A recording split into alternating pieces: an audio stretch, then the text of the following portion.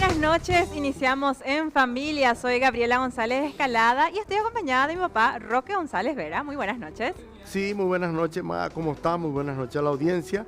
Estamos iniciando nuevamente un programa el domingo en familia. Por supuesto, hoy le dimos día libre nuevamente al señor Alcibiades González del Valle. No, le vamos a descontar, acá no corre día libre ni con el papá, ni con abuelo, ni con nadie. Así que Pero ya nos estará acompañando el domingo que viene. Él se comprometió a volver ya en nuestro programa. Está también muy comprometido con toda la audiencia. Pero él les mandó muchos saludos a todo el equipo también. Él se encuentra muy bien y solamente hoy no nos estaba acompañando. Ya está así, hoy les cuento, como él dice, que tampoco es que quiere estar demasiado de rabona. No, y más que nada también ya extraña venir. Fíjate lo del acontecimiento de la semana pasada. Que él tenga que estar en la casa encerrado sin poder expresar su opinión también le resulta un poco pesado a él. Escribe mucho, sí, escribe mucho en las redes siempre, sociales, sí. sigue activo, pero sí también le gusta mucho compartir en este espacio, compartir con la audiencia, llegar a otros públicos, además de los lectores que son ya habituales. Vamos a hacer un breve adelanto de lo que vamos a estar encontrando en el programa de hoy para que la gente siga en sintonía con nosotros. Referente a lo que decías, papá, justamente de la manifestación Gen Z que se había desarrollado el fin de semana y bueno, un montón de personas fueron arrestadas y al parecer, conforme a las denuncias que se realizaron, es que no había ningún hecho punible que se les pueda atribuir y que amerite este arresto. Claro, sí. Que fue por más de 24 horas. O casi 24 horas de hecho, y bueno, al respecto nos va a estar comentando uno de los abogados que estuvo ahí asesorando a los chicos, que es el señor Jorge Rolón Luna. También vamos a hablar referente a la manifestación que están realizando los indígenas en todo el país para conocer cuál es la situación. Conforme yo pude ver un poco en las redes sociales y en los medios de prensa, es que están pidiendo la destitución del presidente del INDI, del Instituto Nacional Indígena, el señor Ramón Venegas, una situación bastante recurrente, pero lo llamativo en este caso es que piden que se habilite una oficina en Asunción. A mí me pareció muy llamativo esto. Por ley, es como la ley 904/81 establece que Asunción es la sede del INDI.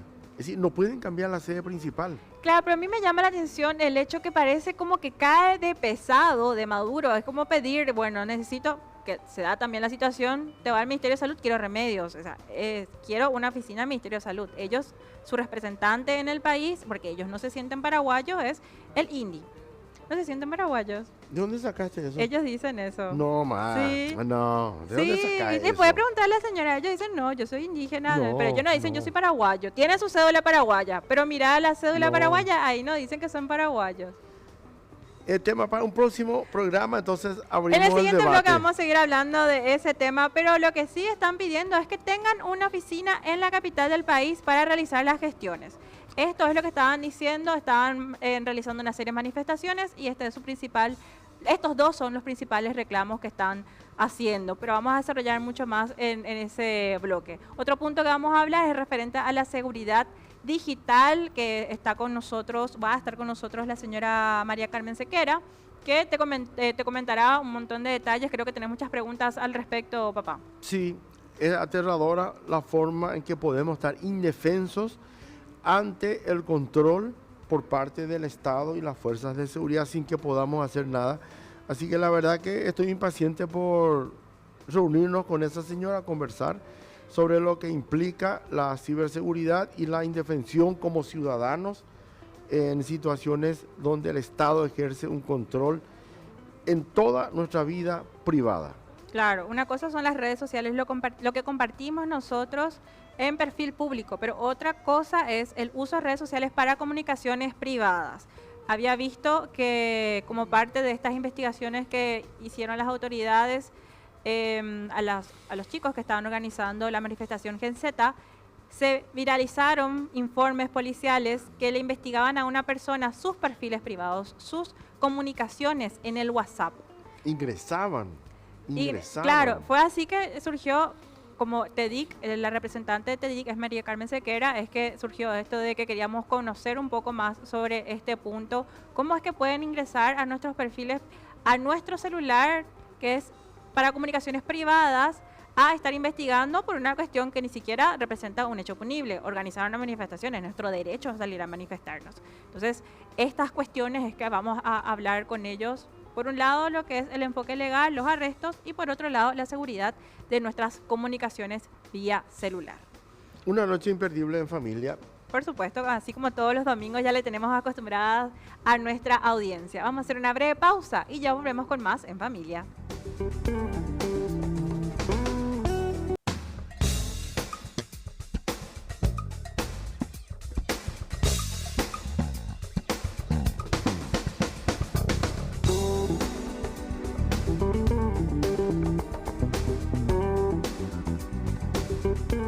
En familia y ahora vamos a hablar de un tema que nos preocupó a todos sobre el hecho de la manifestación y los arrestos que concretó la policía. Le privó de su libertad por más de 24 horas a varias personas y no nos queda claro cuál fue la figura jurídica como para concretar estos arrestos y tener encerrada a un montón de personas. Pero para ello nos acompaña y nos va a explicar mejor sobre el tema el abogado Jorge Rolón Luna. Muy buenas noches.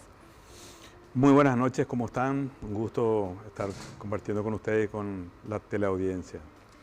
Bueno, la verdad que este tema a mí me preocupó bastante y me tranquilizó de cierta forma ver que vos le estabas asesorando a estos jóvenes porque conocemos mucho de tu carrera, de tu profesionalismo y que vos denunciabas en las redes sociales el hecho de que no había ninguna figura jurídica como para concretar estos arrestos, que era totalmente un atropello a los derechos humanos.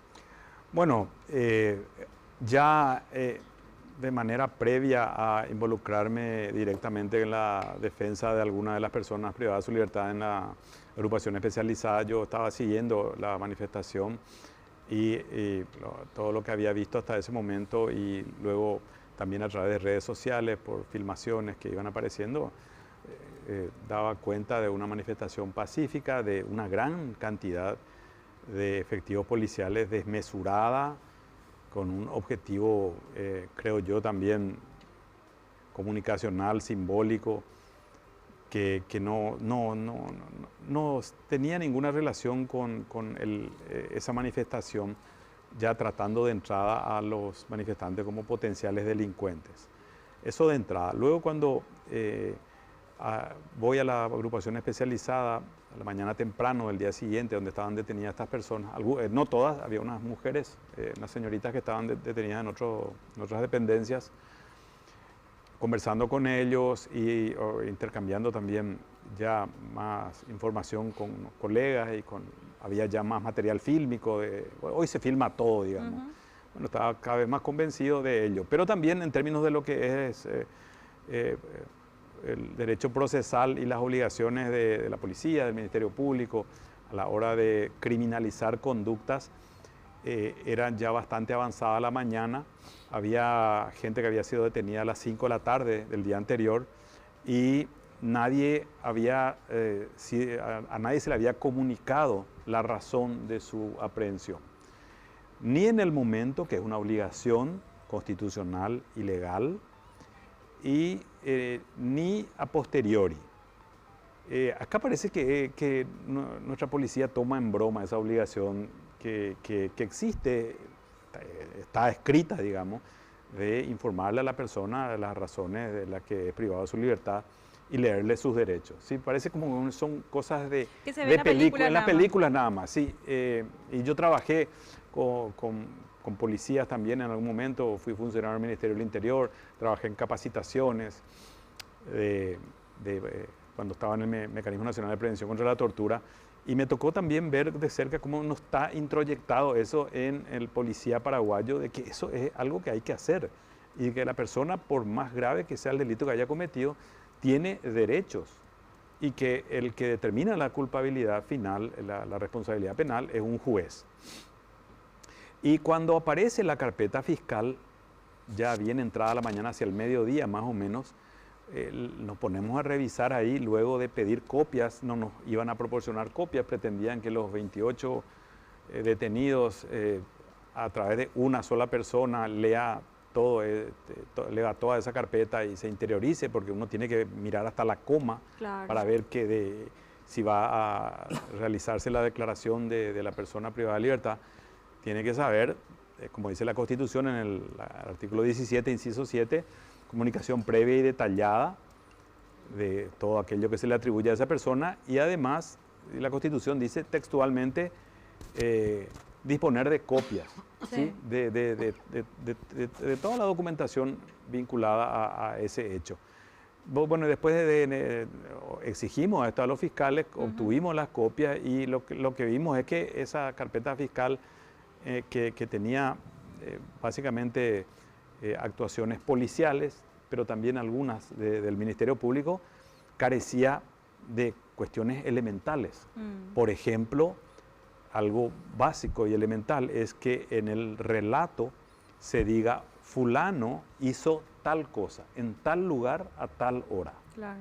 ¿Sí? Es lo que podríamos decir de otra manera, ubicar, situar a una persona en un momento y lugar determinado realizando un hecho punible. Nada de eso había, pero cuando digo nada, no lo digo en sentido figurado, no había nada. Ni en el acta no decía que era un relato genérico.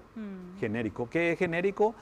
Había 3 actas aproximadamente. En una de ellas decía que el procedimiento se inicia a las 17 horas y dice, y esto es muy interesante, las personas que sean detenidas serán derivadas a la agrupación especializada. No había ningún detenido aún en ese momento, pero ya decía, vamos a detener gente. Ya sabiendo dónde Sí, iban a llevar. sí, acá vamos a lidiar con un hecho delictivo que es la manifestación que se viene. Y vamos Ahora, hay una cosa, allí Sí. ya la policía partía del hecho de que los que estaban manifestándose ya estaban cometiendo un hecho punible.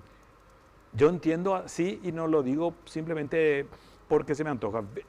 Digo porque he leído el acta y eso dice, serán derivadas allí. Y luego de eso hay un relato genérico en donde se dice que aproximadamente 60 personas, donde no se identifica absolutamente a nadie, habrían intentado rebasar una barrera en un lugar determinado del microcentro, donde no había barrera, entre paréntesis, y que arrojaron objetos, piedra a la policía. No dice quién fue, a qué policía, quién fue la víctima, no se arrimó ningún elemento probatorio que tenga que ver con ese evento concreto, y ahí acaba eso, digamos. Luego en otra acta ya confeccionada en la agrupación especializada, o sea, fuera del lugar de los hechos, lo que básicamente contiene esa acta es lo siguiente. A tal hora el jefe lince de la agrupación tal, dice, llega a la agrupación especializada con los aprehendidos fulano, fulano, fulano, fulano y fulano. Dice, el comisario fulano de la comisaría primera llega arriba a la agrupación especializada a tal hora con los siguientes aprehendidos. El listado de nuevo. No, primera vez que aparece el listado. En este relato de los 60 que supuestamente arrojaron piedra, no hay ni un nombre. Cero. Cero nombre. Mucho menos decir fulano de tal a tal hora arrojó una piedra a tal efectivo policial que sufrió lesiones, se acompaña parte médico, por ejemplo. Eso sería algo más o menos aceptable en términos de un relato de los hechos que contenga elementos suficientes para privarle de su libertad a una persona. Y bueno, pasaba, y bueno, y esa acta también, esa carpeta fiscal mejor, contiene también capturas de pantalla de redes sociales, contiene capturas de pantalla también de aplicaciones de mensajería como Telegram, por ejemplo, en donde supuestamente ciertas personas que aparecen sus nombres ahí habrían dicho vamos a quemar la casa de Cartes, allá nuestros pechos las murallas, vamos a manifestar este gobierno corrupto, etcétera, etcétera. Ahora, esto es interesante, las personas a quienes se había espiado, porque esa es la palabra, sin orden judicial, en algunos casos la propia policía sin orden de fiscal siquiera, luego aparece un pedido de la fiscalía creo que a TikTok y le dice, por favor, queremos las publicaciones de esta persona entre tal fecha y de tal fecha a tal fecha, dice. Y ahí tenemos dos cosas. En primer lugar, la policía por cuenta propia realizando a priori, no hay acto punible todavía en ese momento, ya investigando a los organizadores de la marcha.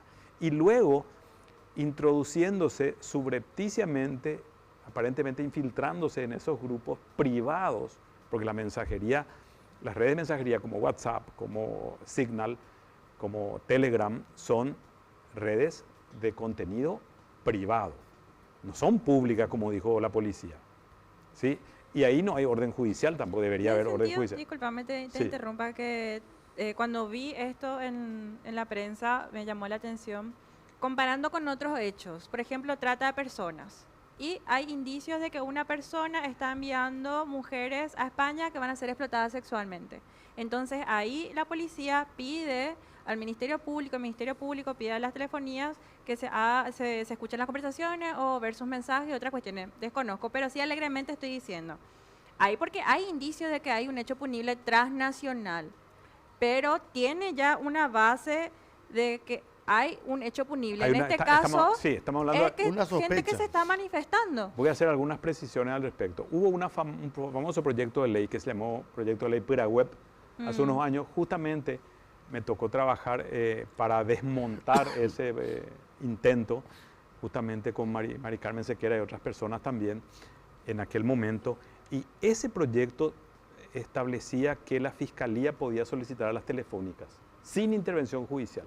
Ahora sí, por lo menos hay En este intervención policial. momento, Judicial. nuestra legislación establece que es un juez quien va a hacerlo, quien debe hacerlo únicamente, por un lado. Pero por otro lado, una cosa muy diferente es estar investigando a una organización criminal que ya ha cometido delitos previamente Claro. y que va a seguir cometiendo. Hay Porque una comisión previa. claro, Hay indicios concretos, Sí, sí, sospechas fuertes de que están cometiendo un delito o un así crimen. mismo es. Porque las organizaciones criminales se dedican a cometer delitos en el tiempo. No es que cometen un delito y se van a su casa a dormir y se jubilan. Entonces, en este caso estaban dando el tratamiento de organización criminal a quienes estaban organizando una marcha. Pero además, quería completar lo que estaba diciendo hace rato. Estas personas que aparecen en las capturas de pantalla no tienen nada que ver con las personas privadas de su libertad. O sea, estos no son estos. No. Peor todavía. No, cero. Ninguno de los que aparece, en donde tampoco hay hechos punibles.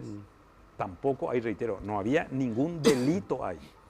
Y la policía intentó señalar que había incitación a cometer hechos punibles, apología al delito. Esos son dos tipos penales muy concretos que si uno lee con mínima atención el Código Penal, no tienen nada que ver con lo que la policía decía que estas personas hacían a través de redes sociales o mensajería. O sea, incitar a cometer hechos punibles es otra cosa completamente diferente que decir, vamos a quemarla, ¿sí?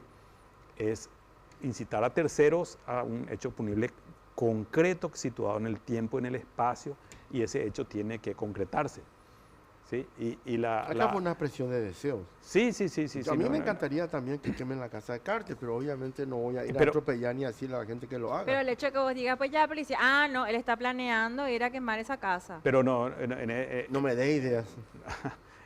En estos casos no se da esa comisión de hecho punible como sostiene la policía. Pero además, reitero, estas personas que decían esas cosas no tienen nada que ver con la persona privada de libertad. Ninguno, cero. Entonces, ahí uno dice, bueno, ¿qué pasó aquí? Y uno puede pensar, imaginarse que ya con el gran despliegue policial que hubo, la intención fue producir lo que en la doctrina se denomina chilling effect. Y cuando digo doctrina me refiero a la Corte Suprema Norteamericana, a la Corte Constitucional de Alemania, a la Corte Española, Constitucional de España, a la Corte Interamericana de Derechos Humanos, al Tribunal Europeo de Derechos Humanos, usan ese concepto para señalar que muchas veces, incluso actuando dentro de la legalidad, a veces, no siempre, en este caso no hubo una actuación legal de la policía ni de la fiscalía en el tema de las capturas de pantalla, lo que se busca es generar un temor en manifestantes, en periodistas, en personas que tienen un discurso público crítico para que no lo vuelvan a hacer. Miren que si ustedes vuelven a manifestarse, le vamos a sacar la próxima 5.000 policías y en lugar de detener 30, vamos a detener 60. Y las próximas veces ya serán imputados y no van a salir al día siguiente. Eso es lo que se denomina chilling effect, efecto amedrentador, efecto de disuasión futura a través de sanciones concretas o de amenaza de consecuencias muchas veces no reparables. Y eso se inicia en la jurisprudencia norteamericana como un concepto que se vincula a sanciones a periodistas. Empieza siendo un concepto aplicado a las amenazas y sanciones a la libertad de expresión. La Corte Interamericana de Derechos Humanos recoge ese concepto ya muchos años después, aparece por primera vez en 1952. Y recoge ese concepto y lo aplica a las amenazas y a las represalias contra defensores de derechos humanos y contra manifestantes. Se extiende el concepto. Y es claramente lo que hemos visto que ocurrió este último fin de semana aquí en nuestro país. Una cuestión así que hasta parecería ingenua, Sí. pero la policía no está al servicio de la sociedad, la policía no cumple su rol constitucional y al final la policía se convierte simplemente en un brazo armado del gobierno de turno. Y Es así. hubo también una cuestión que me llamó la atención en los comentarios, cuestionando la marcha. Sobre todo 3 elementos: eran zurdos, todos comunistas y todos haraganes que no quieren trabajar. El mismo concepto y el mismo rótulo que se le daba a la gente que se oponía en tiempos de Stroessner. Te desacreditan tu derecho a protestar porque sos un zurdo y encima haragán y para colmo comunista. Y luego te colocan en una situación en la que eres un delincuente. Y la conclusión Sí, es esa. sí, así fue. Para ello contaron hoy en este nuevo universo en el que vivimos, cuentan con los famosos trolls y los bots en redes sociales y también, obviamente hay que decirlo, con gente en el ámbito de los medios de comunicación que han hecho correr este discurso y en lugar de informar sobre los motivos, las razones de la marcha, lo que ocurría, se han dedicado a desacreditar a los manifestantes. Y eso se corona con esta cuestión del operativo policial.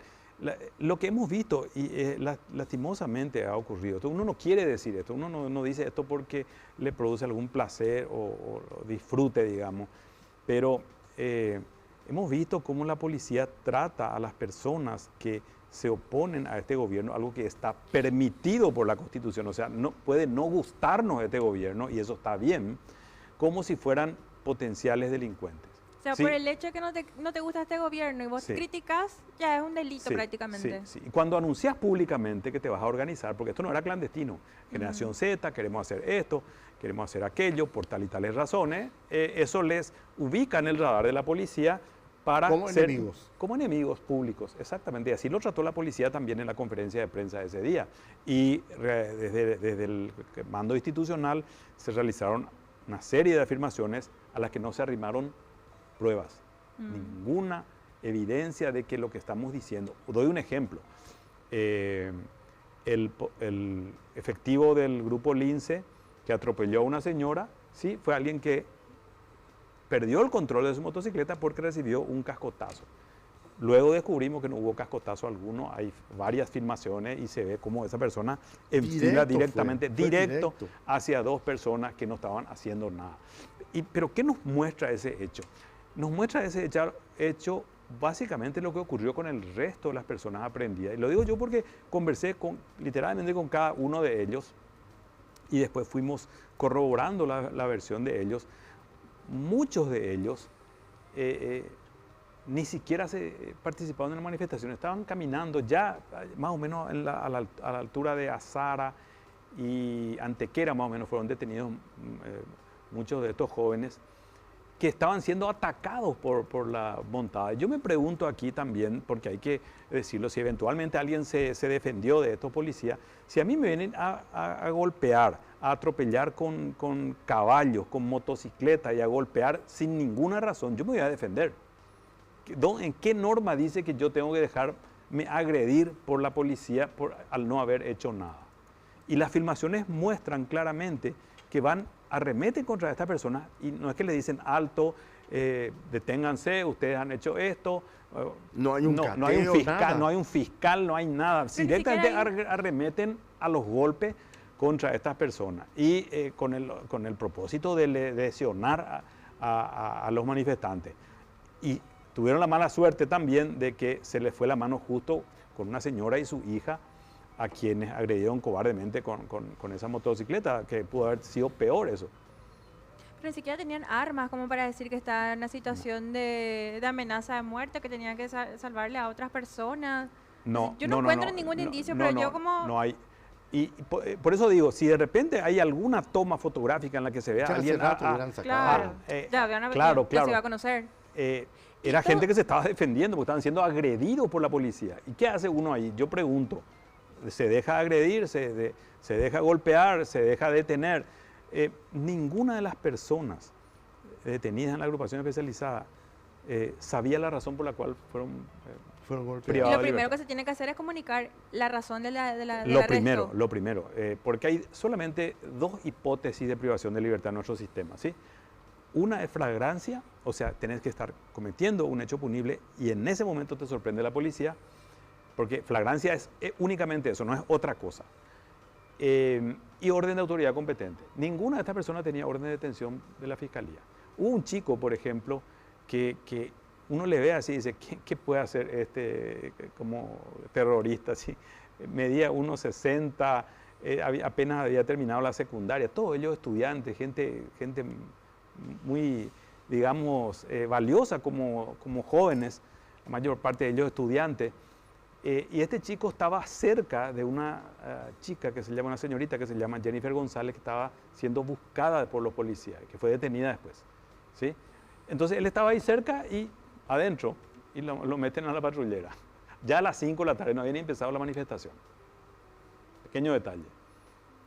O sea, que me recuerda cuando cuenta abuelo cómo era en la época de la dictadura. Por ser comunista, por estar en el lugar equivocado. Ninguno era comunista. Claro, pero así era el discurso, pues. Ese era el discurso comunista adentro. El Partido Comunista en Paraguay, a lo largo del tiempo, nunca fue un partido de masas. Pero en Paraguay, según Strona, era un partido... Pero, ¿qué Había tiene más de gente malo acusada ser de comunista comunista? que comunista propiamente Y dicho. Sí. yo siento nomás que yo no me identifico con un grupo ni nada, pero siento que el gobierno y con las cosas que te hace criticar te empuja a querer identificarte con el surdaje, porque le estás criticando, no estás afín a las cosas que están haciendo. Bueno, y sobre todo, acá es sencillo.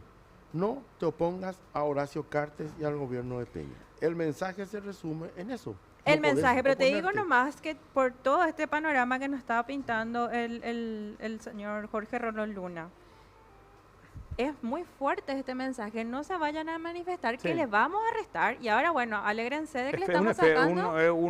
es la búsqueda de una intimidación a Colectiva. través de una intimidación colectiva, a través de un despliegue innecesario, Y aplicación de la sobredimensionando no solo las posibilidades de eventos que uno no quiere, sino además criminalizando la protesta de manera previa y directa. Pero hay una cuestión. Aquí no podemos protestar por todo lo que se roba. No podemos protestar por todo lo que se saquea. No podemos protestar porque meten a sus mujeres, a sus sobrinos, a sus amantes dentro de la estructura del gobierno. Es decir, tenemos que quedarnos callados y aguantar todo porque a ellos no hay que molestarles. Y si decimos que vamos a salir a protestar, nos van a tirar 5.000 policías Acá el modelo, encima. y si se me permite cerrar con esto, es cada 5 años hay elecciones. Ese es el momento en que participas. A partir de ahí, hasta el siguiente, la finalización del quinquenio, tenés que quedarte en tu casa y callado. Porque ya votaste y tenés que callarte, ¿sí? Entonces la democracia no es una cosa viva, una cosa que brota en cada esquina donde la gente se hace oír, porque la democracia en sus orígenes griegos, ¿qué es? En eso discrepo con algún comunicador que dijo es simplemente la eliminación de la violencia como método de resolución de conflictos. No, el espíritu originario de la democracia es establecer un sistema de toma de decisiones donde la mayor parte de la sociedad decide lo que se va a hacer, no una minoría, no una élite, no una oligarquía. Ese es el origen griego de la democracia. Y acá tenemos una democracia desfachada en este momento. Yo tengo que decir con mucho dolor que es así y que no me gusta decirlo, pero no puede ser que lo que nos estén diciendo es cada 5 años se vota y después el resto del tiempo no te puedes manifestar. Y la mayoría manda. Y cada vez que te vas a manifestar te vamos a meter 5.000 policías, aunque ustedes estén entre 50, entre 100, entre 500, no sé cuántas personas participaron, es irrelevante eso. Y además, de salida de esa manifestación te vamos a pegar y te vamos a mandar preso. Y es que en todos los videos luego se ve que había muchísimo más policías que manifestantes. Yo en este momento estaba en las inmediaciones del Ministerio del Interior y la cantidad de policías que No, había impresionante, era pues. impresionante. Incluso al día siguiente, yo justamente estaba yendo a la agrupación especializada temprano a la mañana. La cantidad de policías en el centro de la ciudad era realmente parecía una ciudad sitiada. Tal cual. Fue una ciudad Así sitiada. mismo. Sí, al día siguiente, y continuaba al día siguiente. Sí. Así mismo es. Y el mensaje que da es muy contundente y yo no les quiero dar el gusto. ¿Qué querés que te diga? Yo soy una simple periodista, así me siento, pero no me parece que nosotros tengamos que tolerar este tipo de cuestiones y ver estos arrestos y bueno, lograr que ellos quieran de que nosotros seamos pacíficos y no hagamos nada. Somos pacíficos. Sí. Reclamamos nuestros derechos nada más. Pero hasta por redes sociales, porque dijiste algo en redes sociales, le buscaban a esta chica. O sea, ni siquiera en tus redes sociales te puedes playar, porque normalmente es, bueno, salir y manifestarte no solamente en las redes sociales, ahora por lo que escribió, por lo que estaba diciendo en los grupos, es que le arrestaban a Los esta estados están también descubriendo, entre comillas, que pueden utilizar las redes sociales para criminalizar a la gente por lo que uno dice. Uno no puede opinar sobre la muerte de un activista de ultraderecha en Estados Unidos porque incluso en su propio país hay gente, acá en Paraguay hay gente que le arroba al secretario de Estado norteamericano y le dice, acá este está diciendo tal cosa. Y acá en nuestro país uno dice, soy generación Z, allá en nuestros pechos las murallas, queremos dar vuelta a todo, porque uno puede querer dar vuelta a todo también, y eso puede decirlo en sentido, digamos que metafórico, o tal vez literal inclusive, porque la Constitución dice que las personas que trastrocan el orden jurídico en nuestro país, y por ejemplo, violando la Constitución, que está pasando todos los días en nuestro país, y yo no lo digo ahora que estoy en este programa a raíz de esto, yo escribí un libro que se publicó en el 2019 que lo llamo una constitución bajo asedio, asediada, ¿sí? Una constitución asediada, donde hablo de una serie de leyes y decretos a lo largo de los últimos años que violan la Constitución sin que se le mueva un pelo a esta sociedad. Esto viene ya de hace un buen tiempo y este gobierno sigue en esa tónica y yo desde esa perspectiva de una interpretación amplia y sistémica de la Constitución entiendo que en muchas de sus actuaciones este gobierno se está convirtiendo en un gobierno que usurpa poderes. Y además sabemos que en este país hay un poder fáctico que es el que verdaderamente tiene el poder. En el quincho. Probablemente. Así dice. Yo quisiera cerrar el bloque, pero con algo medio positivo. No te digo lo muy positivo, pero medio positivo por lo menos. ¿Qué podemos hacer ante este panorama? Bueno, en primer lugar tenemos que conocer nuestros derechos, saber que el derecho a la manifestación, a la protesta, a la libertad de expresión están consagrados en la Constitución y que debemos ejercerlos, que hay mucha gente que seguramente está sintiendo que esto no está funcionando bien, de que nuestros gobernantes se están enriqueciendo mientras a la gente le cuesta cada vez más llegar a fin de mes, que reparten cargos, que se reparten negocios, que se reparten sobres y que tenemos que manifestarnos. Y cuanto más seamos quienes nos manifestamos, más le va a ser difícil al gobierno contener eso. Esa es una realidad. ¿Sí? Esta era una manifestación de un grupo de jóvenes relativamente pequeño, digamos, y la respuesta que se envía es, ustedes son 1000, nosotros somos 3000. La próxima, si ustedes son 2000, nosotros vamos a ser 6000. Y así hasta usar los 25.000 policías en el país, mientras los narcotraficantes, los lavadores de dinero, los violadores, los asesinos andan por ahí a sus anchas. Van a concentrarse porque evidentemente es un tema prioritario contener la protesta, contener el descontento en nuestro país. Mensaje que vamos a salir a manifestarnos más. No, yo creo que no, sí. yo creo que lo bueno es que la gente salió. Sí. Esa imagen de que solamente se protesta por redes sociales se rompió. Sí, porque la gente salió, se animó, reclamó, gente de todas las edades, de todos los estamentos. Así es. Que ese sí es un paso positivo, Sí. así que... Una muy buena lectura. Pero lamentablemente la policía está al servicio de Horacio Cartes más que nada. Pero es bueno también esto que se vea, porque ya está esto en el debate. No es una cuestión de que solamente los que estamos mucho en el ruido de la información y criticando ciertas cuestiones, es como que esta información llegó al pueblo, a las masas. Miren cómo está actuando la policía. Estos videos se viralizaron. Sí, totalmente. Entonces ya no es más una cosa, tal periodista, ella luego es muy criticona o le busca sí. la vuelta, no les gusta luego nada. Así es. Entonces se mostró un poco esa situación. Vamos a hacer una pausa. Muchísimas gracias por acompañarnos esta Muchas noche. Gracias por el espacio. Muy Un amable. gusto siempre Grato venir recibirte. acá cuando se puede. Gracias. Muchas gracias. Hacemos una breve pausa y ya volvemos con más en familia.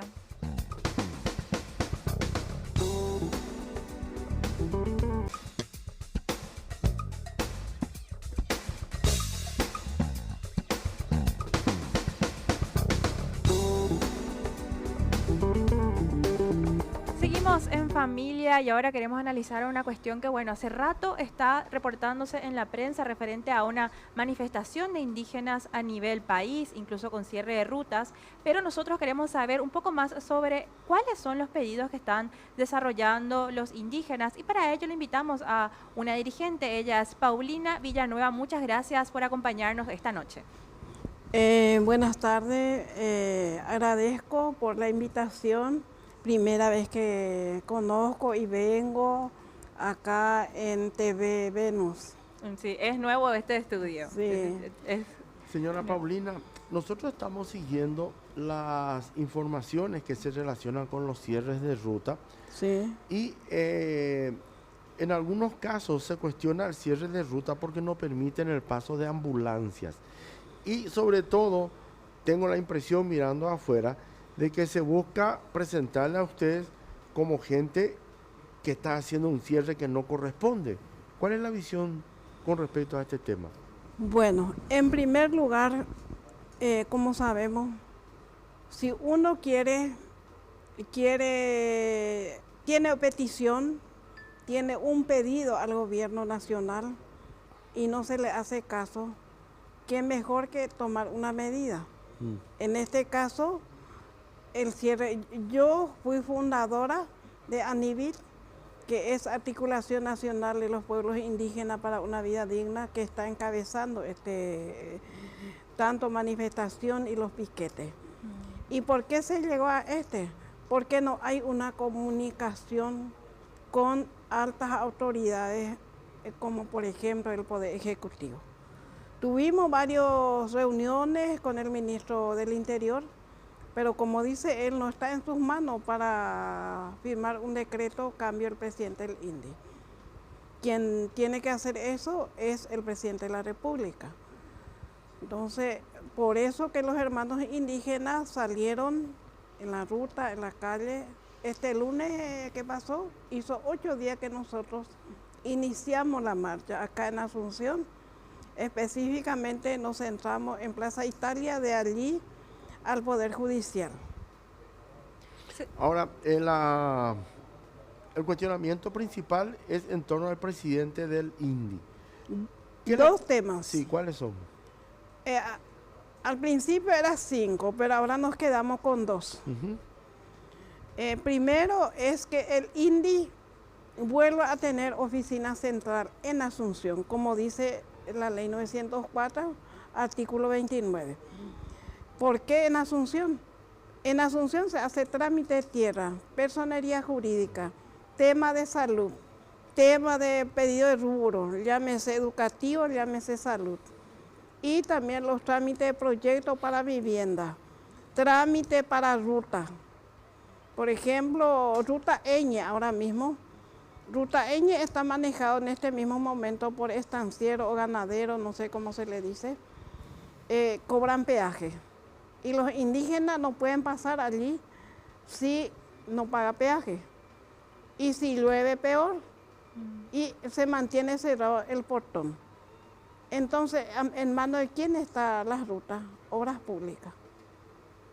Y ellos, yo fui asesora de 2 presidentes del INDI.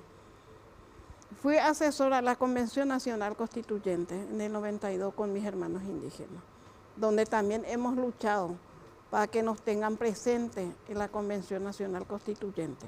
Con voz, pero sin voto, pero hemos logrado estar presentes en la Convención Nacional. Fue la primera vez en la historia de Paraguay que los indígenas hayan tenido presencia en la Convención Nacional Constituyente. Eso también se logró con lucha, con manifestación. Yo cuando eso era vicepresidenta de API, que es Asociación Parcialidades Indígenas, en aquel entonces. Por lo tanto, sin lucha no se puede conseguir nada. Porque uno habla, tiene reunión, hasta alta firma este presidente actual del INDI y no cumple. Firma alta. El primer cierre de Puente Remanso que se hizo creo que hace un mes, si no es más. él firmó un acta con los hermanos indígenas de organización CLIP de Bajo Chaco y no cumplió. ¿Y cómo es que se da esta situación de que se cierra la oficina? Porque así como nos estás explicando y yo leyendo sin profundizar, te digo, lo lógico es que tengan una oficina de atención en la capital. ¿Cuál fue el argumento para cerrar esta oficina? El argumento fue esto. Yo, como quien dice, yo me también me autocalifico como dirigente, ¿verdad? Esto ocurrió, no quiero decir culpa ni nada, porque todos los indígenas que vienen a hacer pedidos, por eso a veces yo me pregunto, la gente que se quejan porque hace manifestación, porque vienen a la Asunción, es porque no sabe esa comunidad o ese líder o ese líder de departamento a qué viene en Asunción. En este caso, la gente de Caaguazú son los que más cerraban la avenida Artigas. No había otro departamento para decir vinieron los de San Pedro, vinieron otro departamento. Eran exclusivos de Caaguazú, eran hermanos indígenas. Y entonces, ¿qué pasa? Ellos tenían su motivo por qué viene. Por eso que es importante hablar con los líderes y conocer el motivo de su cierre cuando eso Artigas y su pedido al INDI.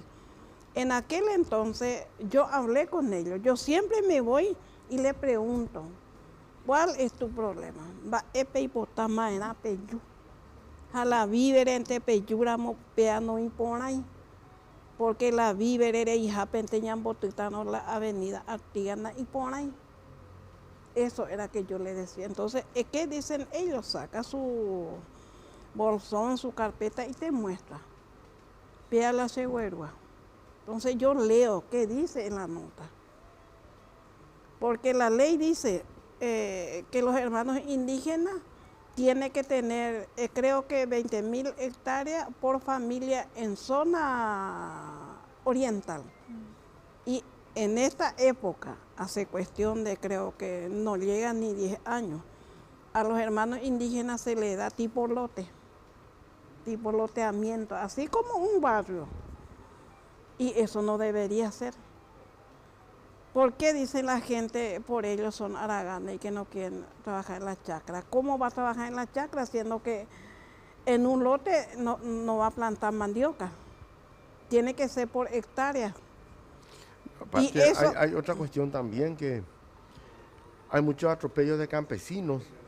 Ahora mismo, hay atropellos de sojeros a las comunidades indígenas, que las comunidades indígenas están en esas condiciones sumamente desfavorables para defenderse y no se encuentra en el Estado el apoyo para que estas comunidades puedan ser protegidas. Esa es una realidad que tampoco quiere asumir el gobierno. Claro, pero yo lo que quiero, y es lo que me preocupa, porque no tienen una oficina donde ustedes puedan recurrir en la capital, o sea, porque se cerraban constantemente la avenida Artigas, dice, ok, ya no vamos a tener INDI acá. Hablando mal y pronto. Digo, era el único argumento, vamos a llevar a otro lado para que no molesten a los asuncenos. Eso es el argumento. Pero ¿qué pasa? Como usted mismo dijo, nosotros como organización hemos atajado 3 desalojos judiciales. ¿Cómo? Yendo a golpear en la Fiscalía General del Estado, Joamo y Bate. ¿Por qué? Porque los fiscales mismos son los que hacen los fiscales distritales. Por ejemplo, en este caso en Curubatú y zona Alto Paraná y Tacur. Los desalojos que se hacían allí era el propio fiscal que daba orden para el desalojo. Y hay una ley que ahora mismo no recuerdo, los desalojos tiene que firmar un juez, no un fiscal. Y sin embargo, ahí los fiscales hacen lo que ellos quieren. Y entonces, un ejemplo, Comunidad 1 de Marzo, del distrito de Curubatú. Yo conozco desde el año 88, por allá conocí esa comunidad. Era joven y yo ya me fui a visitar esa comunidad. Ahora hubo Ese es uno de ellos que atajamos, el desalojo. Ahí hubo un tema de quién es la propiedad, de dónde, su lindero, de dónde, y quién es el que era contraparte del indígena. El tío de el gobernador de Curuguate, Ramírez. Entonces, acá ellos, como tienen peso político, tanto departamental y también con el Ejecutivo. Y nosotros, ¿cómo hemos logrado para que no se haga desalojo? Nosotros pedimos informe a, ¿cómo que se llama? A registro de propiedades. Ellos informaron desde qué año existe la comunidad. Y el señor Ramírez, desde qué año dice él que es el dueño. Entonces primero habitaron los indígenas y después él compró para su campo esa zona. Pero pasa que su campo es este y él agarró hasta allá. Y entonces eso es el problema que existe en las comunidades indígenas. La fragilidad que tienen las comunidades. Sí, ¿y quién le da la razón a los ganaderos? La fiscalía. Y los indígenas se encuentran allí desprotegidos. ¿Quién les salva a ellos? Tal es así que nosotros ahora mismo existe 2 grupos de promotores jurídicos indígenas que son estudiantes de Derecho de diferentes departamentos. Ellos mismos en este momento, inclusive ellos dicen, mi tesis va a ser desalojo judicial de hermanos indígenas.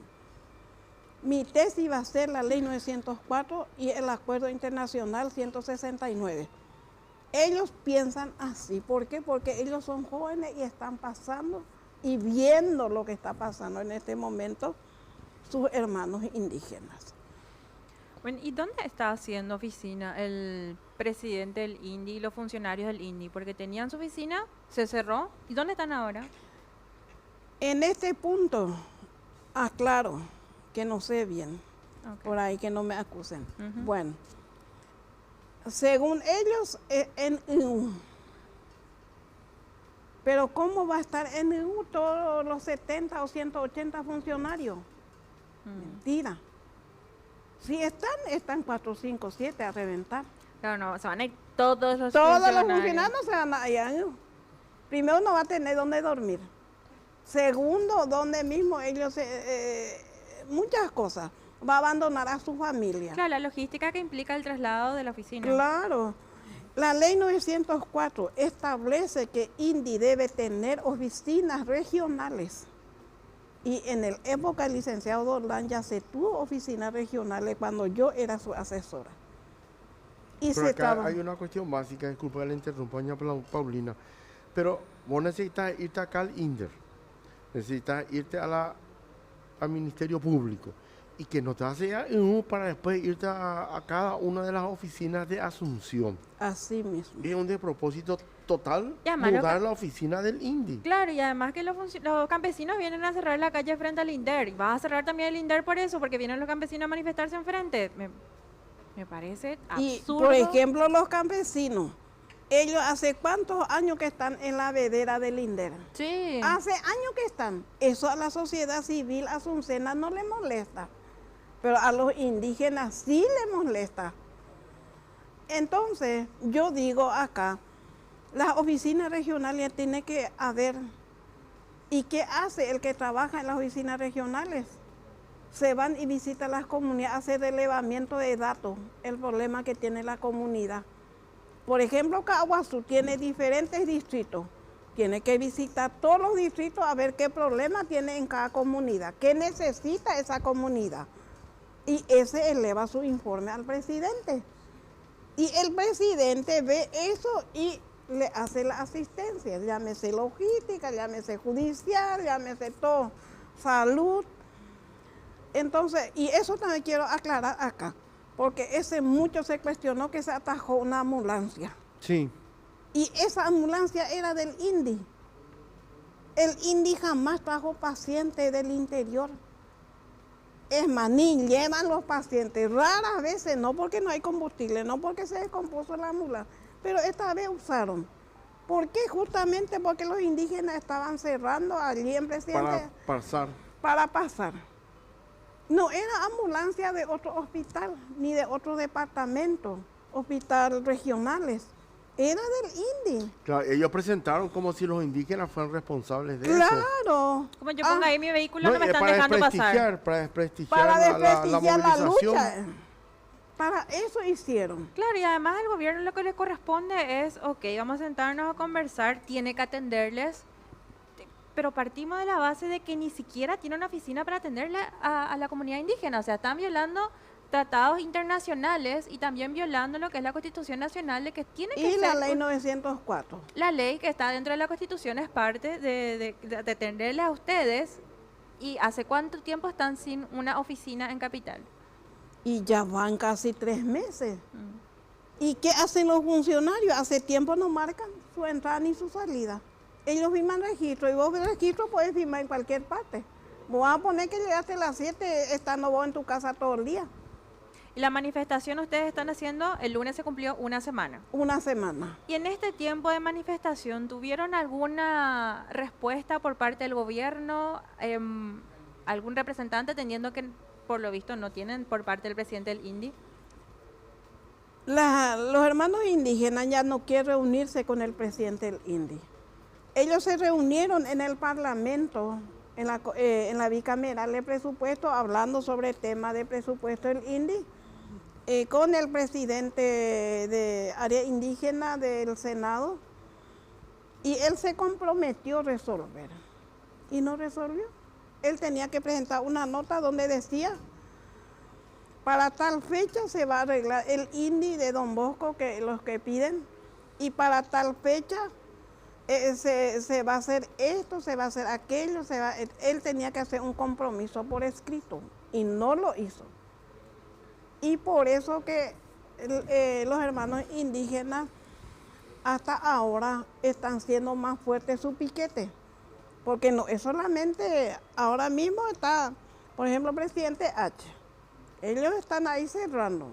Santa Rosa la Guaral, que es Concepción, Amambay, Cruce Bellavista, Canendeyú, Campo 9, Caguazú, y en diferentes, y acá en la central, Luque San Bernardino. Y yo no sé si el presidente de la República no ve eso, no le preocupa, no sé. Porque yo, desde mi juventud, yo conocí el INDI, pisé el INDI y nunca pasó todo este tipo de cosas que estamos pasando en este momento. Y hubo ya militar como presidente INDI, que era el coronel Oscar Centurión, pero jamás se llegó a eso. Él era una persona abierta, él recibía a la gente, le escuchaba. Cosa que yo le digo a todos, si vos sos una autoridad, un ministro, ministra, tenés un cargo alto, la gente quiere hablar contigo y tenés que recibirle, dando solución o no dando solución, pero es en duda a la persona. Claro. Tenés que escuchar. Es su obligación como funcionario público. Tantas comunidades indígenas están diciendo que no logran hablar con el presidente del INDI, no van a hacer que se ponen todos de acuerdo en todo el país como para decir esto. Esto yo creo que tiene un objetivo, que es ir logrando que las comunidades indígenas se desintegren todavía mucho más, que sean cada vez más débiles, cada vez más frágiles, porque antes las tierras se entregaban de a 10.000 hectáreas. Sí. Después de a 1.000 hectáreas, ahora da 100 nosotros, y ahora da 20. Nosotros, hay muchos que no le quieren a Stroessner. En época de Stroessner, dictador como le llama alguno, él firmó el decreto de la ley 904/81 y firmó 2 tierras de los ayoreos, 40.000 hectáreas. Y de los Mascoy, 30.000 hectáreas, que era de Carlos Casado, Sociedad Anónima. Stroessner hizo eso. Y ahora en esta democracia guau que estamos, un retroceso total nos vamos. Quiere decir que en esta era de la democracia nos vamos de mal en peor. Sí, pero no te olvides que Stroessner mismo le sacó después de Montanía. Cuando eso también no Y era claro, tanto el desarrollo sí. urbano como ahora que, No te no, olvides, las tierras en son el- muy valiosas. Por eso, todos estos gobiernos, en definitiva, no tienen una política hacia los pueblos indígenas.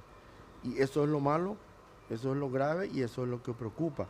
Son seres humanos y hay que respetar. Sí, el tema acá, políticas públicas del Estado, tiene que tener participación indígena adentro de ese Sí. trabajo. Claro. Obvio. ¿No Mie- sienten ustedes que tengan esa representación? Claro, porque lo de contrario, la gente decide por vos, por los Sí. indígenas otra vez.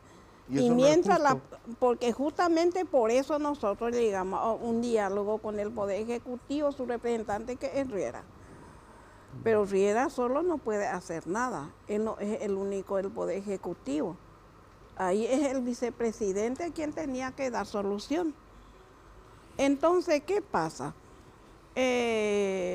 Las políticas públicas, ahora mismo ellos quieren implementar el Plan Nacional de los Pueblos Indígenas y quieren presupuesto.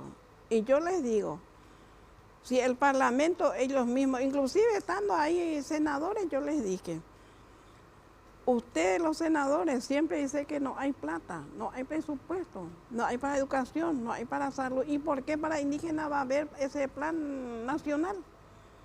Pero sí, siempre hay presupuesto para aumento de salario de ustedes.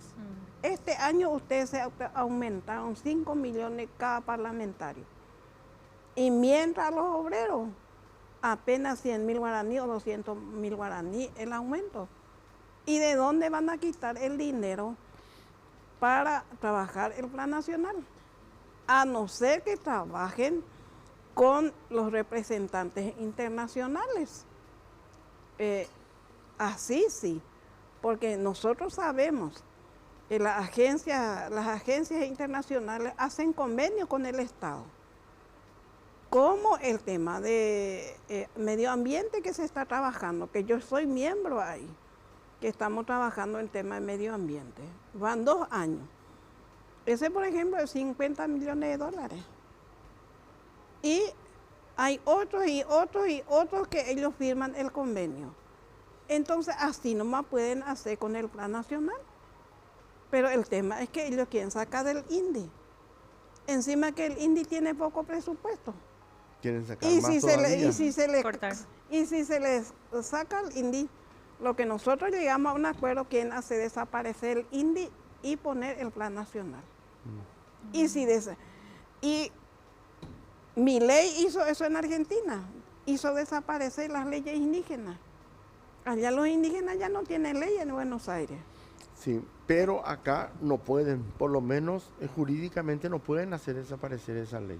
Pero muchas Ojalá. cosas No, claro, por jurídicamente eso sí, jurídicamente no pueden. no les importa. Y señora Paulina, teniendo en cuenta que bueno, ya están con esta medida de fuerza, hace días tienen planes como para recrudecer, llamar la atención del presidente, ¿qué es lo que apuntan a hacer? Nosotros somos respetuosos, como yo digo. Los hermanos indígenas son respetuosos. Nosotros no le gritamos a las autoridades, ni le tiramos agua, ni tampoco se le tira a su vehículo piedra o lo que sea. Somos muy respetuosos hacia las personas. Pero va a llegar un tiempo que este es un sacrificio que están haciendo los hermanos indígenas, ya van más de 8 días. Por ejemplo, allá en Cruce Bellavista de Amambay. Ahí ya se fue el gobernador, ya se fueron los diputados. Y hoy, nada menos que el embajador de España se fue en el Chaco a hablar con los hermanos indígenas. Y yo me pregunto, si un extranjero, un embajador de España da la cara ante los manifestantes, ¿dónde están las autoridades nacionales? Ellos brillan con su ausencia. No hay ni un ministro, ni el propio senador de Bajo Chaco no se fue, que el presidente del Congreso. Él tenía que estar ahí mediando. Y él que le lleve lo que quieren los hermanos indígenas al presidente de la República. Él es presidente, un poder y el otro también. Muy, Bueno, muy pedido- bien podía ser, pero no hace. Claro. El pedido concreto que tienen ustedes es que salga este presidente del Sí. INDI porque no se sienten representados Sí. y tener una oficina en Asunción. En Asunción. Concretamente, con esos dos pedidos que ustedes se les otorgue, se cumpla, ya se desactivan entonces las manifestaciones. Exactamente. Por ejemplo, sale el decreto. Nosotros no elegimos, nosotros no dijimos que sea fulano, que sea mengana, que sea esto. Ni del movimiento del partido que ellos quieran. Nosotros lo que queremos es el decreto y que le cambie a este señor Ramón Venegas. Ese decreto tiene que salir. Y después tema del INDI, que tenga su sede en Asunción, esa es la ley mismo establece. Ellos mismos tienen que cumplir la ley. Claro. Entonces, eso después se habla otra vez. Y donde quiera el gobierno que tenga disponible, pero que tengan ustedes una oficina donde se les atienda en Asunción, concretamente. Concretamente, en época de General Samaniego, porque antes no había presidente INDI, el presidente del INDI era el propio ministro. Y cuando eso era ministro de Defensa, General Samaniego. Y él donó la casa ahí sobre Don Bosco 745 entre Aedo y Humaitá. Pero ¿qué pasó? El Ministerio de Defensa jamás puso a nombre del INDI, no hizo no transfirió a nombre del INDI. Por eso se mudaron a Artigas. Por eso que se van de una unidad militar a otro lado. En este momento, por ejemplo, el INDI, administrador es un general, el vice no sé cuánto es un coronel, y el que provee logística de los víveres es un coronel, todito militarizado. ¿Y cómo es que se vincula esto, lo que sería la atención a los indígenas, con la oficina militar? ¿Por qué están los militares? Son militares retirados, no son militares No activos. activos ok. hay, que Pero se están les comisionados. pero el están presidente comisionados. del INDI es un militar retirado, un coronel. Yo no entiendo, no sé General. un poco de historia, ¿por qué están los indígenas? O sea, la atención de los indígenas son militares. No, pero no, eso es este gobierno. Ah, Hubo otros gobiernos donde no había militares. ok. Lo que Ahora no, pasa porque es que se oficina... llevó a un, como presidente del INDI, a un coronel retirado. General retirado. General. Y él llevó otra vez a su equipo, que son todos, claro. ¿sabes? Pero no, No necesariamente es no que sea algo... necesariamente, no. Es la primera vez que se militariza Es la primera vez que se militarizó el INDI. el INDI. Nunca pasó eso. Es la primera vez en la historia. Porque, como te digo, ya tuvimos otro militar como presidente de INDI, pero él le daba le llegó a dar cargo a los propios funcionarios del INDI. No llevó gente de afuera. Por eso yo siempre digo, ¿por qué tantos comisionados, gente de afuera? Y llevan sus familiares, no son ni extraños. Su sobrina es directora de recursos humanos. Y ahora hubo un concurso, supuestamente uno era exclusivo para indígenas, ni un indígena no accedió. Todito parentela de ahí adentro. Sí, se militarizó por completo. No, una vergüenza es la forma como está pasando ahora. Es que el presidente de la República, y si me escucha el vicepresidente Aliana, emina la indígena cueran, recibí la indígena cueran de la oficina, baja ejendú su pecuera. A nivel hemos con la presidente INDI Ramón Venegas ella tener que escuchar las dos campanas, no solamente a uno, señor vicepresidente y señor presidente de la República Santiago Peña. Yo a este señor, no sé, me llegó bien Peña cuando asumió. No sé si era joven, es un señor muy preparado académicamente. Yo creo que nunca hubo un presidente de la República que te hable 4 o 5 idiomas de otros países. Tanta esperanza le tuvimos. Y lo que nos está pasando, él nos está escuchando. Entiendo. Yo le iba a preguntar justamente un mensaje que le quiera dar a las autoridades. Se me adelantó, le agradezco que aproveche este espacio. Claro. Nosotros de todos modos vamos a intentar también tener una versión de las autoridades referente a esta situación que está planteando y le agradezco mucho que haya venido hasta acá, que nos acompañe y Muchas gracias, doña nos cuente. Paulina. Y también quiero decirle al presidente del Congreso, doctor Basilio Núñez, por favor, escucharle a tus compueblanos chaqueños. Cuando hubo manifestación, el cierre de Puente Remanso, con el gobierno de Mario Audo. Usted se fue personalmente allí. Ahora hace así otra vez, señor senador. Los indígenas todos te conocen, todos tienen confianza en tu persona y te están esperando para que usted le dé respuesta a los hermanos indígenas chaqueños y no chaqueños. Eremina Caray, presidente de la República, Santiago Peña, vicepresidente Pedro Aliana Tojendúa y la indígena Cuera. O merece con la hermano indígena Cuera Boñejendu. Jande político haya y cua ñahendúa las dos campanas. A nivel apejendu Ramón Venegas y antes. Véase ayudante encarecidamente, señor presidente del Congreso, en nombre de tu familia, tus hijos, porque ahí hay criaturas que están ahí en la ruta. Así que por favor yo te pido eso, señor presidente del Congreso. Y gracias. A través de este medio espero que me escuchen. Muchas gracias, Paulina. El mensaje está dado. Nosotros de todos modos vamos a volver a contactar y le vamos a transmitir esto que está diciendo usted y bueno, que nos dé una respuesta también para nosotros poder hacernos eco de esta situación. Muchas gracias por acompañarnos hoy. Vamos a hacer una breve pausa y ya volvemos con más en familia.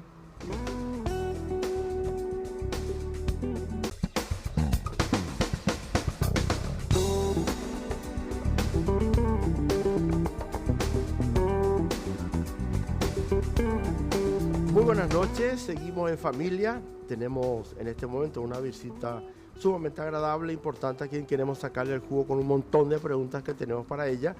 Estamos en compañía de Mari Carmen Sequera, ella es la directora ejecutiva de TEDIC, que se resume estas siglas con tecnología y democracia. Muy buenas noches, ¿cómo estás, Mari Carmen? Buenas noches, Roque, muchas gracias por la invitación. No, al contrario, un gusto grande. Quisiera empezar como abogado del diablo. Nosotros enfrentamos una situación donde la policía estuvo realizando investigaciones de las redes sociales, de los teléfonos, de las líneas de WhatsApp, de la gente que estaba involucrada en la organización de la marcha que se realizó hace una semana atrás. Pero ¿no es esa una función también preventiva de la policía? Bueno, ese es un tema justamente bastante cuestionable a nivel global, porque este tipo de técnicas que es muy mal llamado ciberpatrullaje, tiene que haber una justificación de un hecho ilícito, ¿verdad?, para poder utilizar la fuerza del Estado contra la ciudadanía. En este caso, las fuerzas policiales, pueden ser militares también, o el Ministerio del Interior, o la Senat incluso. Entonces, todo el sistema de inteligencia tiene que seguir un procedimiento. Ahora lo que estamos viendo, no solamente en Paraguay, es que todas las personas que se organizan contra hechos de corrupción o cuestiones injustas, como por ejemplo lo que está pasando en el mundo con relación al genocidio en Palestina, están tratando a personas inocentes de terroristas. Entonces vemos que estas tecnologías que son altas, que son adquiridas por el Estado para perseguir hechos punibles como pornografía infantil, abuso sexual en niños, ¿verdad?, a través de internet, narcotráfico, lavado de dinero y terrorismo, están utilizando contra personas inocentes que están queriendo organizarse para hacer una denuncia, ¿verdad? Porque sabemos que Paraguay no está bien hace bastante tiempo y la gente, y al menos este grupo de Gen Z, está buscando también organizarse para hacer estas denuncias. Ahora lo que estamos viendo es que no solamente las adquisiciones que se compraron, porque eso también es importante, TEDIC tiene 13 años ya de trabajo aquí en Paraguay y hace 10 años que estamos documentando adquisiciones del Estado paraguayo para la vigilancia de las comunicaciones. Las vigilancias de las comunicaciones pueden ser específicas, que son obviamente las legales, cuando la policía identifica un caso, ¿verdad?, un caso de sospecha y empiezan a hacer la investigación. Ahí hay un debido proceso que hay que completar con los jueces de garantías que deben garantizar que ese proceso tiene que ser legal. Sin embargo, lo que estamos viendo es que no hay orden judicial en muchos de los casos, la policía está entrando a los grupos, ¿verdad?, y no sabemos qué pasa.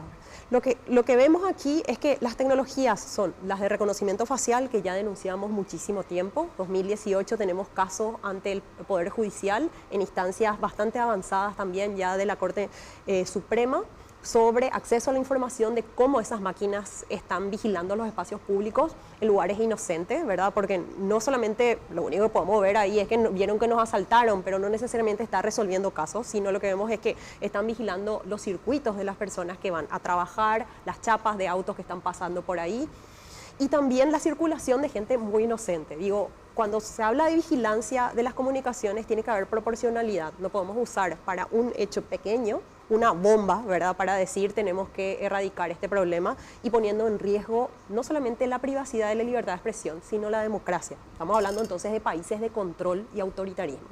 Ahora, discúlpame, te interrumpa allí mismo, pero esto me recuerda a un debate que había surgido con mucha virulencia en Inglaterra, donde la ciudadanía decía, ok, hemos ganado en seguridad, pero ¿a qué costo? Porque ahí controlan absolutamente todo. Que entonces la gente ya decía, bueno, pues esta es la democracia que queremos, de una vigilancia hasta del más mínimo detalle del movimiento.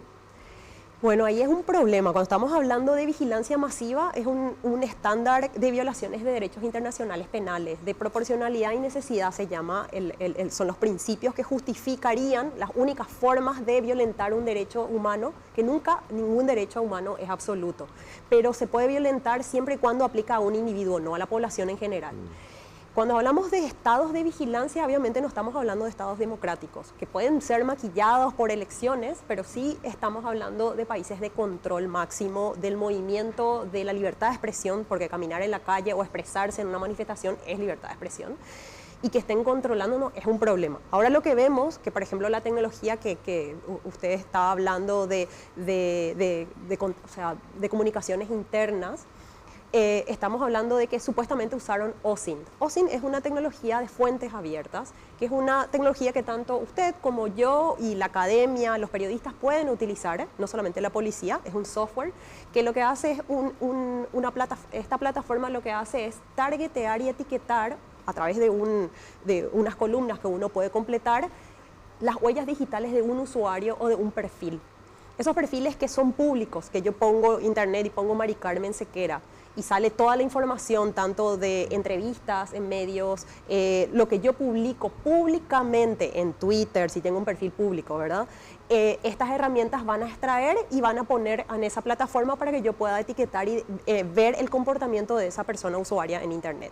Sin embargo, los WhatsApp, que es lo que vimos en ese expediente, no son de fuentes abiertas. Eso se tiene que adquirir, claro, porque no solamente es una aplicación de mensajería que no es lo mismo que una plataforma como Instagram, que uno puede levantar sus historias todo el tiempo y alguien puede estar mirando. Si es público, es mucho más fácil de targetear, también descargar, y es lo que puede hacer el sistema OSINT. Sin embargo, lo que estamos viendo es que hay 3 formas simplemente de acceder a esa información, de mensajes descifrados punto a punto como WhatsApp, que pueden ser otras herramientas parecidas, que son Signal, y otras también como Element, algunas partes de configuraciones de Telegram, no todo es cifrado en Telegram. Sin embargo, lo que vimos es que pueden acceder por incautación de un celular, ¿verdad? Y a través de esa persona o de ese celular que no estaba probablemente bloqueado, no tenía contraseñas para entrar al dispositivo, no tenía contraseña para entrar a la aplicación, entonces hace que sea muy fácil. Por otro lado, también puede ser una persona infiltrada dentro del grupo, que también es muy normal, ¿verdad? La gente finalmente se organiza y hay mucha gente que quizás no conozcamos y esté filtrando información o creemos que es de confianza.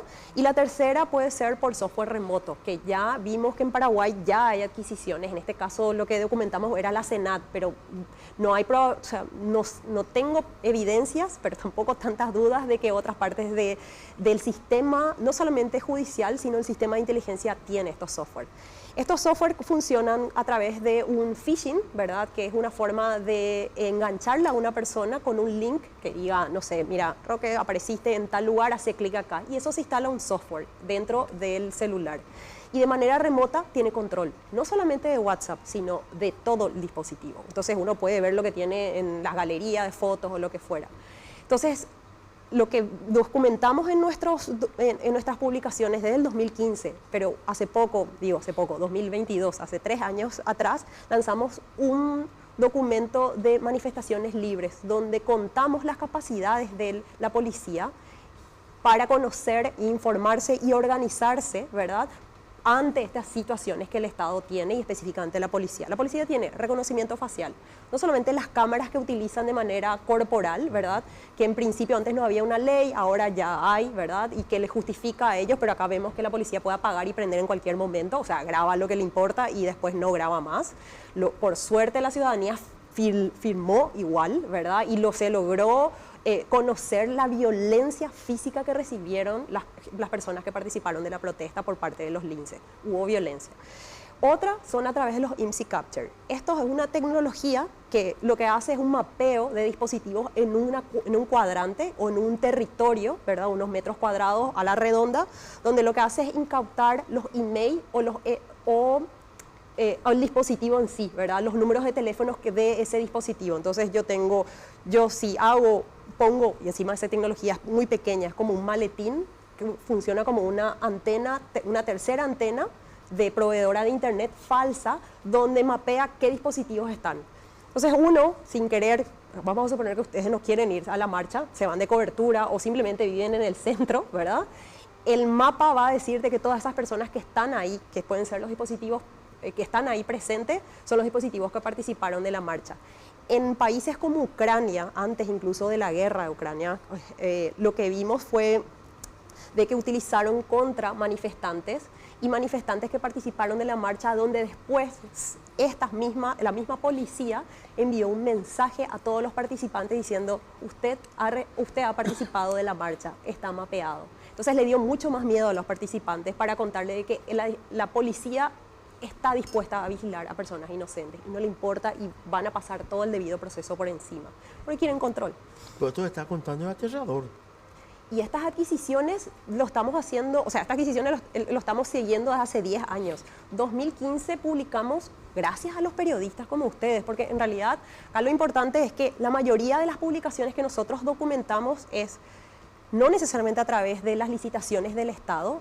Lamentablemente, Contrataciones Públicas documenta estas adquisiciones como seguridad nacional, entonces las licitaciones no son públicas y los periodistas publican gracias a contactos de sus fuentes, que muchas veces son empresas oferentes que no ganaron la licitación. Generalmente es así. Entonces, ahí accedemos. El último caso que tenemos de estas licitaciones fue el caso de PTI, ahora, en abril, mayo de este año, donde se publicó las adquisiciones y una de ellas era IMSI Capture, que es una de las que justamente le estoy contando en temas de la capacidad que hoy tiene el Estado de vigilancia contra personas inocentes.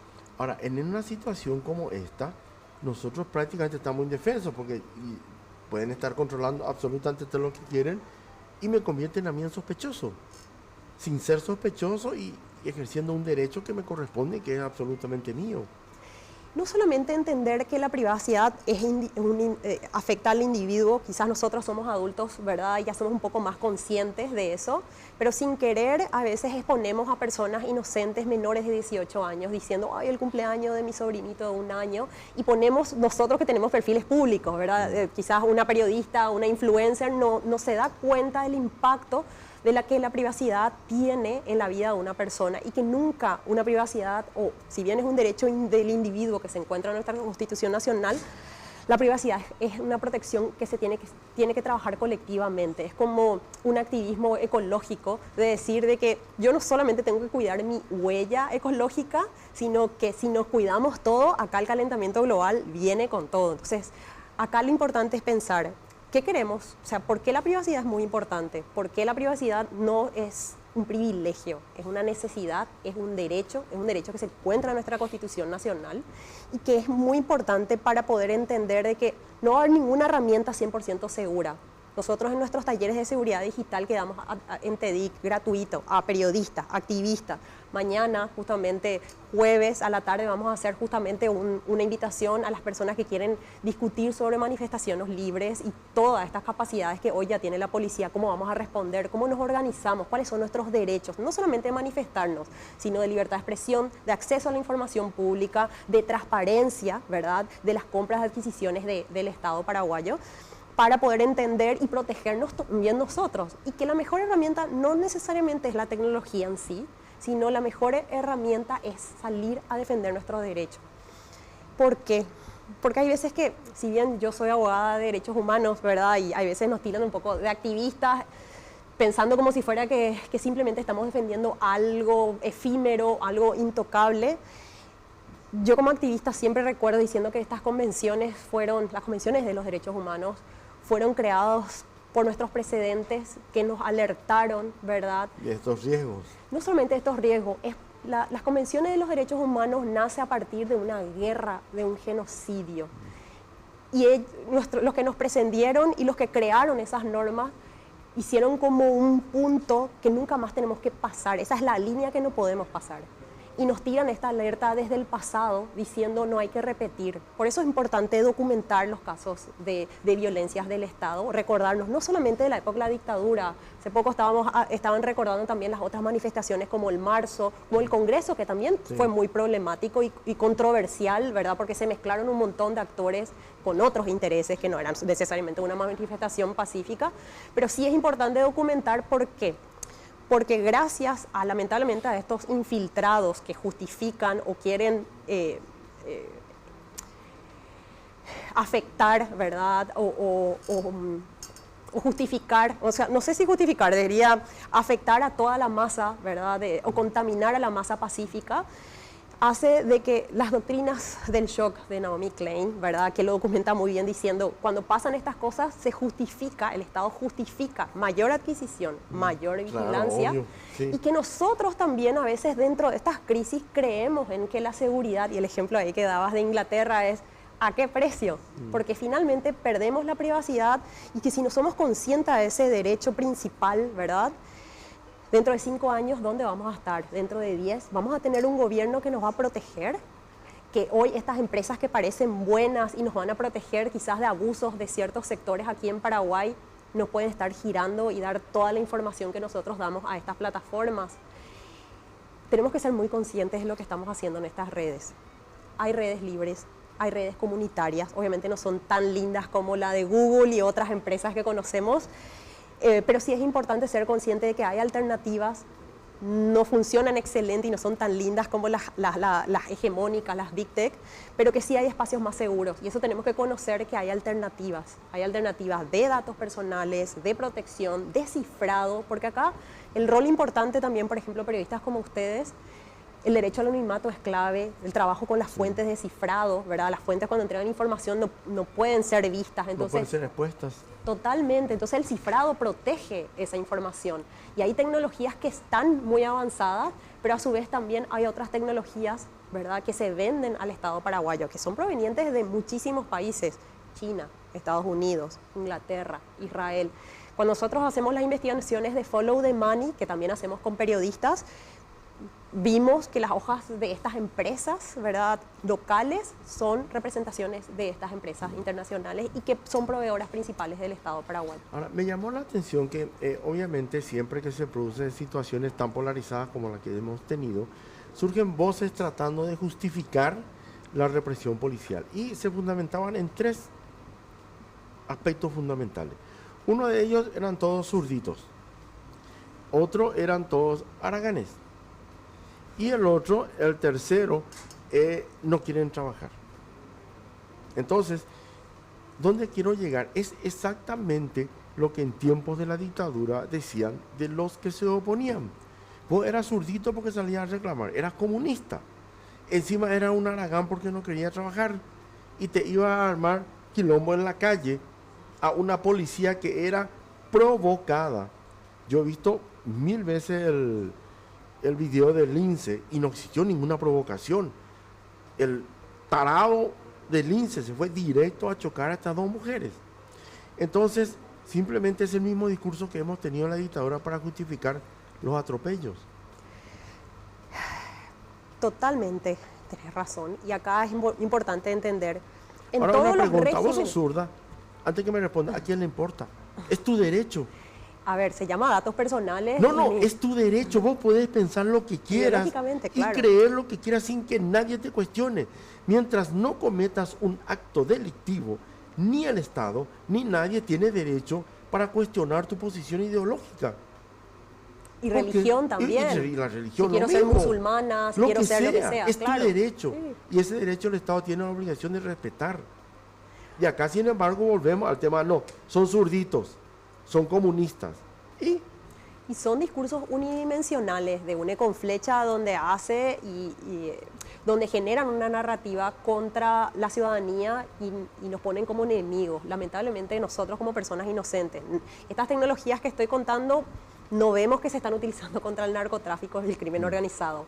La evidencia de ahora que tenemos, por ejemplo, de los expedientes que se filtraron es que están utilizando herramientas de fuerza, ¿verdad?, para poder acceder a los dispositivos de mensajerías de cifrado punto a punto, que es el caso de los chats de WhatsApp. Ahora bien, sí es importante entender y ser conscientes, los estados autoritarios siempre tuvieron la mejor tecnología de su época. En la época de la dictadura en Paraguay utilizaban un tipo de tecnología que era la mejor en su momento. Obviamente hoy podemos decir que está un poco en desuso, pero estamos hablando con el diario del lunes. Cada gobierno va a tener la mejor tecnología de vigilancia, y tecnología no hace falta que sea solamente tecnología de comunicación, puede ser no sé, estoy pensando más armas, ¿verdad? O tanques. Reforzar el número de efectivos. Total. Porque ahora reforzar el número de efectivos con un curso express de apenas un año. Es fortalecer al esquema represivo del gobierno. Yo creo que estos tipos de conexión, o sea, de capacitación y formación, lo están haciendo hace bastante tiempo. Nuestras investigaciones también han demostrado de que hay capacitaciones, o sea, diarias o mensuales o anuales de los actores políticos, o sea, de los actores de inteligencia en temas de tecnología, en ciberseguridad, y poniéndonos o militarizando el espacio digital, justificando la seguridad de la ciudadanía. Pero bueno, sabemos que... ¿Existió un atropello a los derechos humanos con este sistema de vigilancia y control?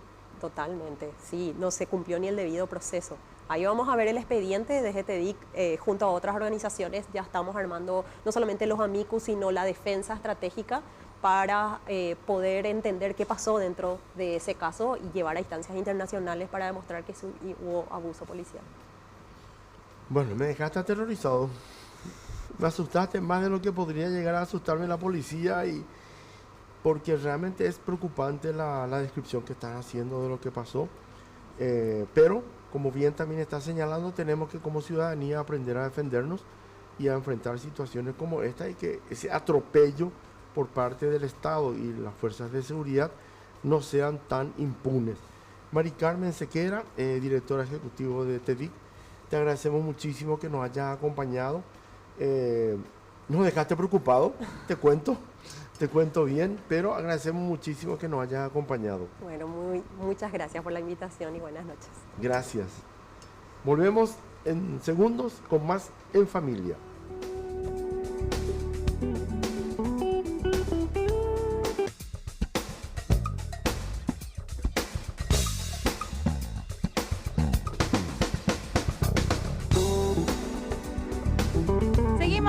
Familia, empezamos el bloque Arte y Cultura, el espacio que a nosotros nos encanta. Y tenemos nosotros una invitación para hacerle a toda la audiencia un concierto espectacular que va a ser el viernes 24 de octubre. Pero para contarnos más detalles, es a beneficio de este concierto. Está bueno, un muy buen concierto, y además de deleitarnos nosotros con lo que es este evento, es a beneficio.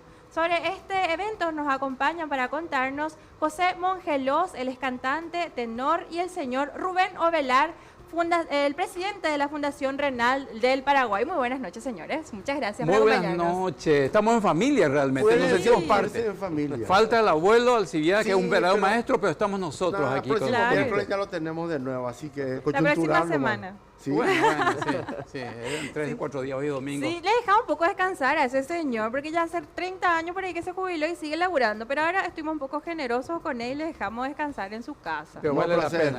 Descuenta. Domingo claro. Que el tipo no viene. Pero nos controla. ¿En serio? Viene el programa que ustedes estuvieron tanto, no sé qué. Ufa, que sí, no te digo. El abuelo está siempre muy atento. Tenemos muy buenos recuerdos del maestro Alcibiades. Yo tengo la suerte también de conocerlo hace bastantes años ya. Bueno, toda la gente, porque es una maravilla. Es lindo las anécdotas que cuentan que vivieron con él de repente, si usted quiere compartir también. Hay muchas, pero no se pueden contar. Sí, mejor no. Hay que resguardar la claro. impoluta de papá. Sí, es cierto. Rubén, veo que vos sos presidente de una fundación que está trabajando con personas con afecciones renales. Sí, te cuento, Roque, también Gabriela y a toda la gente de En Familia. La Fundación Renal de Paraguay tiene un poquito más de un cuarto de siglo, tiene 26 años de existencia, estamos trabajando desde el año 1999, sobre todo con las personas que tienen problemas renales de escasos recursos que están pasando sobre todo en los hospitales públicos, Hospital Nacional de Itagua y el Hospital de Escuela, el Hospital de los Pobres, el Hospital de Clínicas. Sí. Increíblemente se estima, es un dato internacional, que un 10% de la población sufre algún tipo de anomalía renal. Llega a un estadio, 5 o 6, donde, sobre todo los chicos y los pacientes adultos también, llegan y no pueden miccionar, no pueden orinar, no hacen pipí. Entonces, ¿qué pasa con la sangre? Se contamina y la sangre tiene que purificarse. Entonces, esas personas dependen de una máquina dializadora donde se tienen que someter durante 4 horas, 3 veces por semana, para poder poner limpiar la sangre en condiciones. organismo, por así decir. Así mismo. Y si no se hace eso, una persona normal no aguanta 12 o 15 días. Lamentablemente fallece. Y estamos tropezando con ese inconveniente porque el Estado no da abasto, las necesidades también, y hacemos todo lo que esté en nuestro alcance. Por eso está FREPA, por eso existe FREPA. Cuando el costo debe ser terrible, no debe ser una cuestión barata de les doy de como manejar. a modo de anecdótico, el costo de una hemodiálisis en situación normal, precio de mercado, cuesta 1 millón de guaraníes. Por sesión. Por sesión, por vez. O sea que, lógicamente, los hospitales, ¿qué hacen? Muchas veces no hay insumos, Roque, Gabriela, no hay insumos, no hay catéteres. Y ahí estamos nosotros, dando medicación, catéteres, insumos, fármacos, asistencia psicológica y hasta apoyo monetario. Les comento, muchos de los chicos viven en el interior del país, no tienen para su pasaje. Tengo una anécdota muy linda, pero triste a la vez. Hace unos años fui al hospital y le conocí a un chico de nombre Guillermo. Habrá tenido unos 8 o 9 años, postura escuálida, chiquita, porque el problema de los riñones hace que no pueda crecer en situación normal. Y él, en un momento, estaba vestido con una camiseta de Cerro Porteño, a que apenas le tapaba el abdomen, dejaba a la vista el ombligo. Y estaba sometiéndose a diálisis. Vengo, me acerco, ¿qué tal? ¿Cómo estás? Bien, tío, me dice. Ahí por ahí, me dicen.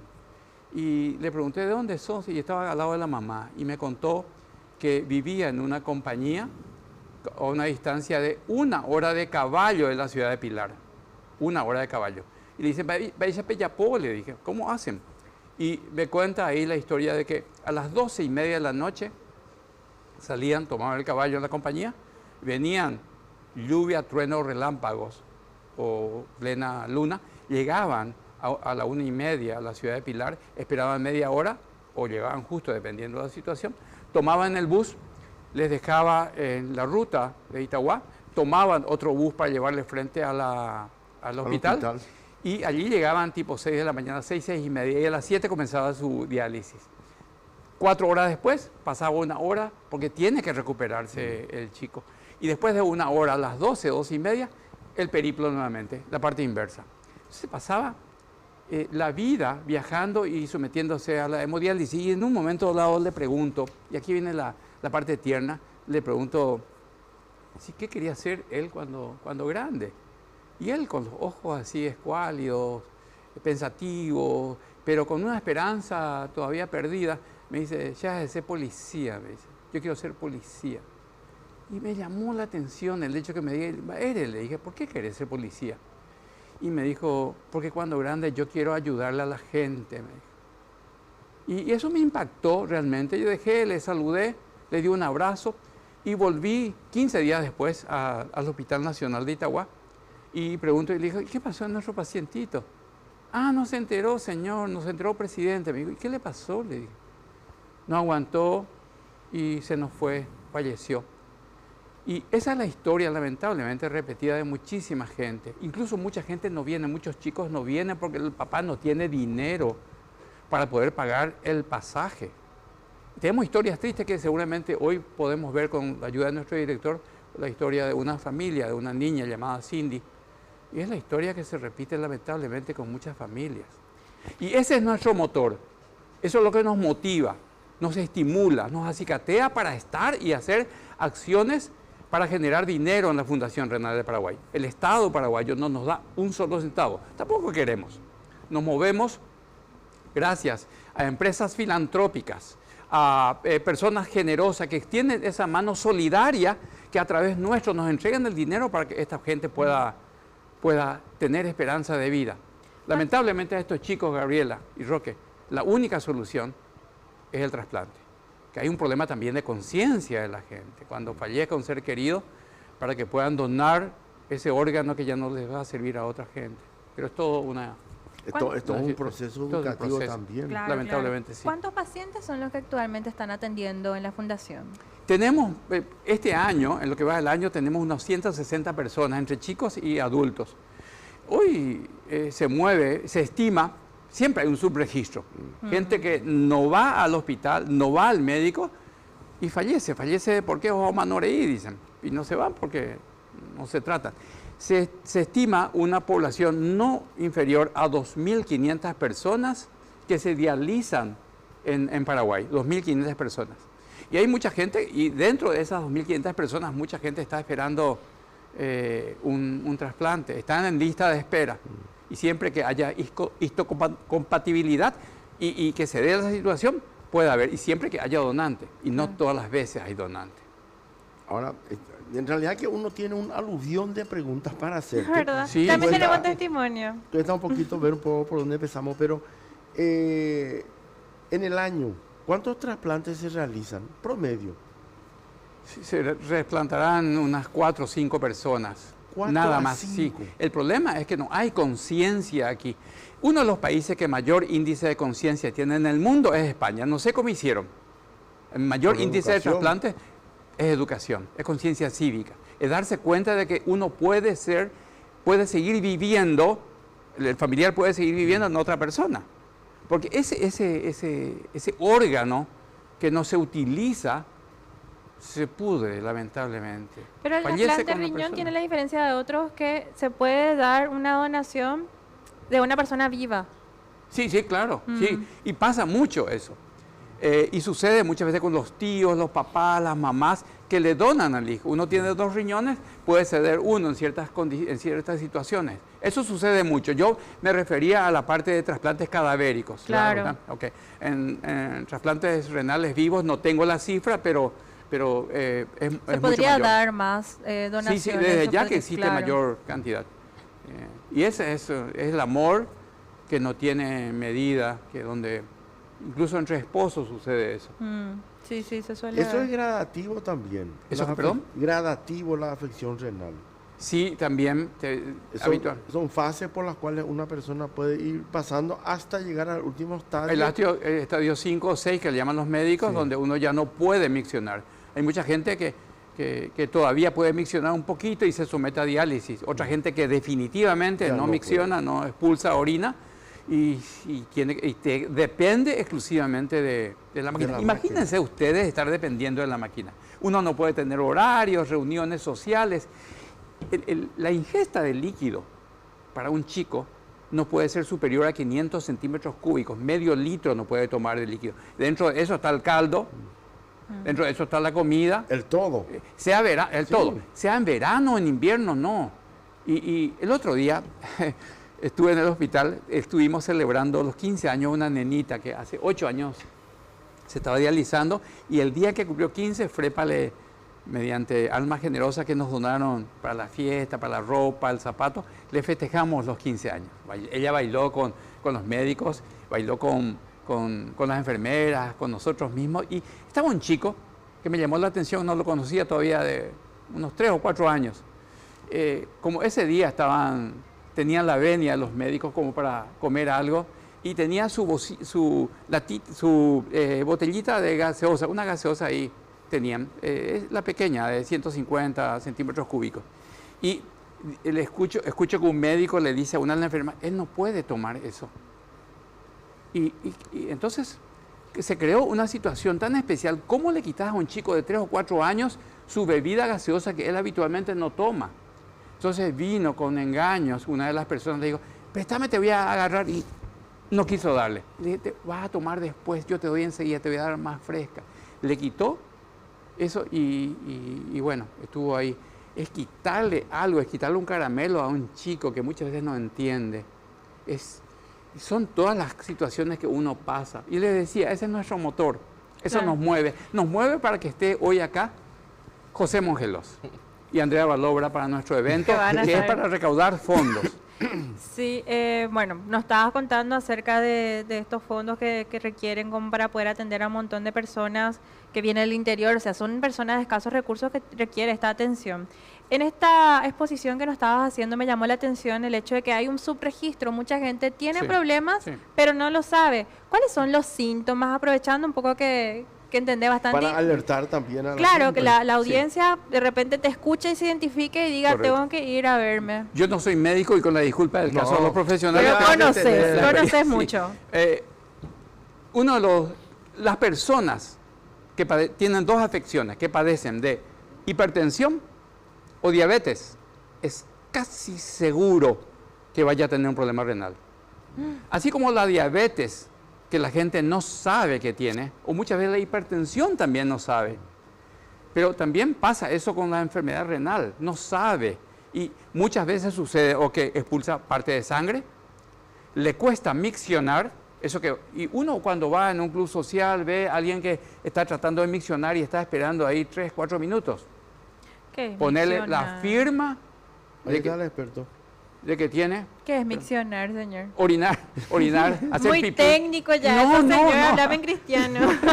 Para poder hacer pipí. Para hacer pipí te está demorando ahí Ah, ok. 3, 4 minutos. Ya es un Y indicador. es un indicador, es un indicador. Es momento de ir al médico, es momento de hacerse tratar, no esperar situaciones donde todo se puede resolver, yo creo, con una, tomar a tiempo Claro. Las medidas.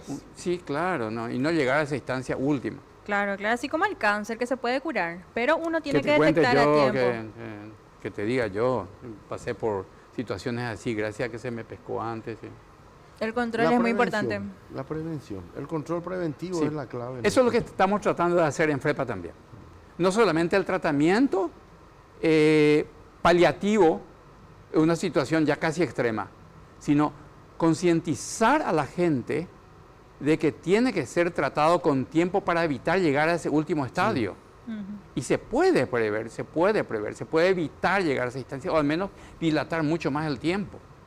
Entiendo. Vamos a compartir un testimonio que ustedes sí. trajeron. Es ¿Sí? muy linda la historia Ah. de Cindy, es una niñita cuya le estamos apoyando en FREPA y cuenta su historia. Es muy triste y vamos a ver seguramente con la ayuda de ustedes y la Sí, con la anuencia parte del técnica, director. si nos pueden ayudar, por favor, vamos a mostrar el testimonio que trajeron para compartir con la audiencia.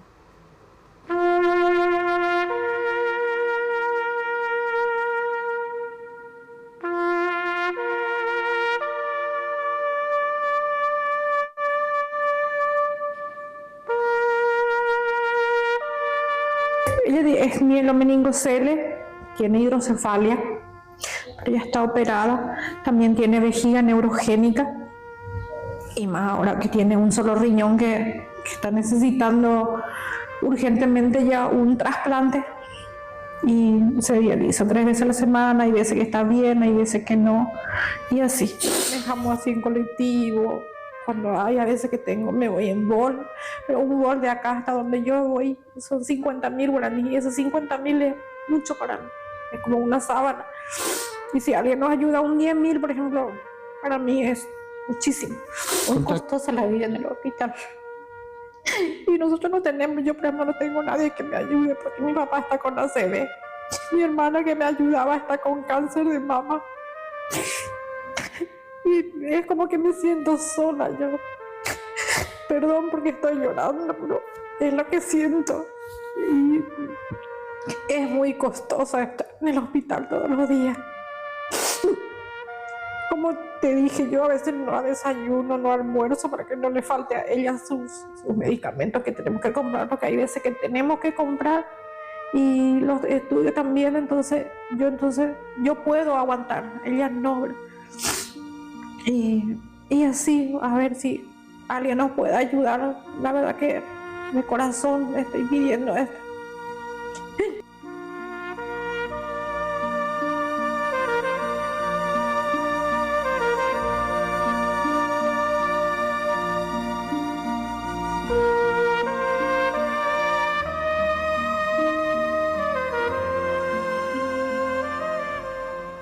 Bueno, esta sería una de las personas, las familias que serían beneficiadas con este concierto que están desarrollando. Todo lo recaudado con la venta de las entradas sería a beneficio de la fundación y, bueno, por subsiguiente a los pacientes. Es así. En realidad los destinatarios son los pacientes. Claro, así mismo, claro. Sí, Esta acción que hacemos es para generar un poco de dinero. Claro, para sí, ellos, para poder dar un poco de atención, porque es costoso la atención médica, sí, es de verdad realmente que sí. muy costoso. Y si nos podría compartir entonces, el 24 de octubre, el viernes 24 de octubre, acá estamos viendo el flyer en pantalla, justamente Sí.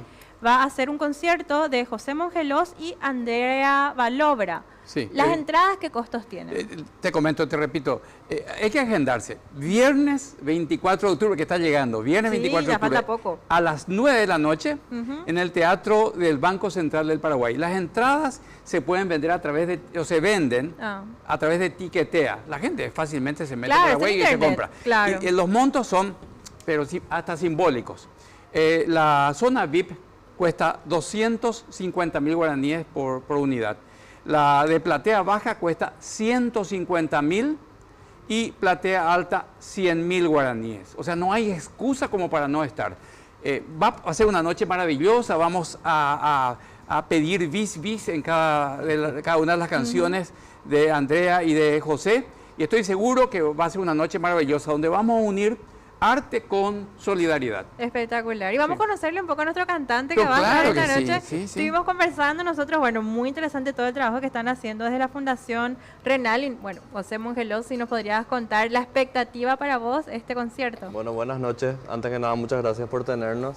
Nada, estábamos hablando de lo más importante, ¿verdad? Para nosotros es realmente un compromiso muy grande, una alegría también poder realmente celebrar esa noche con música y celebrar el trabajo que se hace, celebrar el amor con el que trabaja esta fundación hace tantos años. Nos conocemos ya hace mucho, ya Sí. hemos hecho algunas cositas juntos, canté inclusive una vez en el hospital de clínicas. Ah, qué lindo.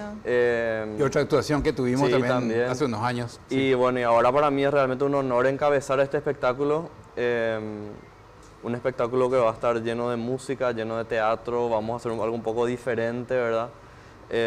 Vamos a tener 20 bailarines en escena, qué gran increíble. orquesta, bueno, Andrea Valobra, que es para mí una de las mejores voces, no solamente del Paraguay, sino del continente realmente.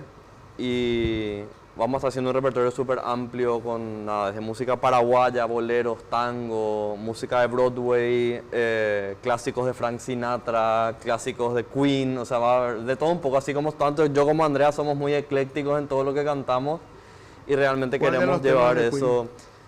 Bohemian Rhapsody, ¿Sí? vamos a hacer. Ah, sí. claro. No, bueno, ahí vamos a estar. Hay que ir. De nivel, Fue de- golpe bajo ahí. Sí, qué espectacular. Si no me estiren mucho la lengua porque van a haber muchas sorpresas, pero sí, realmente va a ser un show A único. todo público prácticamente. Totalmente, ¿eh? totalmente. Un show para toda la familia, es un show para todos los gustos también. Creo que todas las personas van a encontrar algo que les va a gustar. Y bueno, realmente va a ser una noche de hits, ¿verdad? O sea, no hay una sola canción que no sea un hit en su género.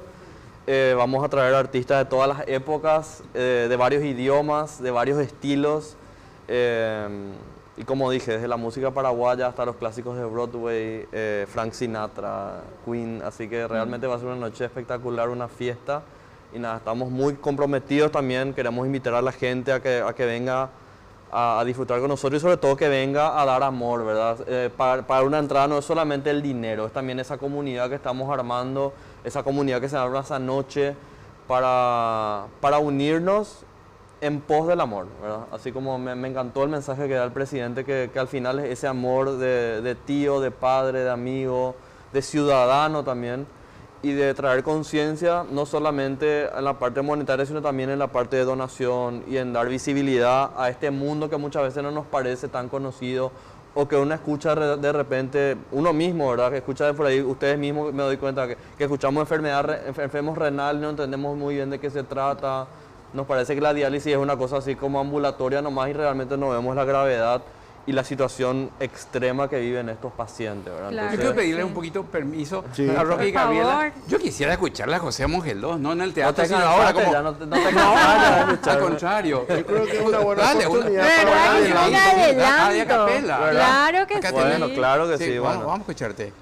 ¿Dónde estás ahora, Cuñataí? Que tu suave canto no llega a mí. ¿Dónde estás ahora? Mi ser te añora con frenesí. Todo te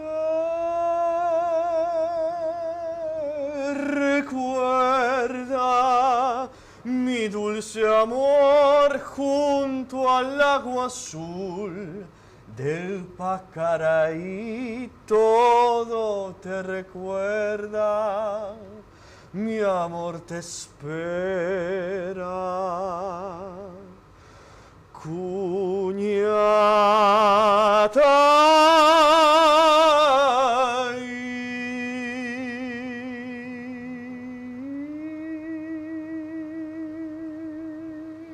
Mira, no Bien. te me hagas al vivo y le mira así a mi hija. Ay, Dios mío, no, espectacular. Yo la tengo aquí, ¿verdad? No, no, no. 24 de octubre, que ahí, llegue. Yo quiero VIP. ir- No, se me hace el vivo y quiere conquistar. No, de ninguna manera. Le damos una No, entrevista no. para que... En esas condiciones no. 24 Vayan al teatro, octubre. vayan al teatro 24. Vamos al teatro, Se le fue primera la mano acá al fila. cantante. Sí, Espectacular Sí, este de primera. adelanto La que tuvimos. piel de Muy gallina, bueno, la muy piel de bueno. gallina. Muy Sí. bueno, me encanta. Muchísimas gracias por acompañarnos. Hoy la invitación está hecha a toda la audiencia. A mi papá Vamos a ir también. nosotros también. Gracias. Sí, Vamos el a estar abuelo ahí, eso es también. seguro. Muchas gracias. les Yo quisiera que se esperamos. vayan toda la otra Sí. gente también. A vos, Ángel, Lucía, Mirta. Vayan ustedes. Ahí el abuelo también. Díganle, compren su entrada en Tiquetea. El 24, anótense que le vamos a esperar y dar un abrazo fuerte y grande ahí en la entrada del teatro.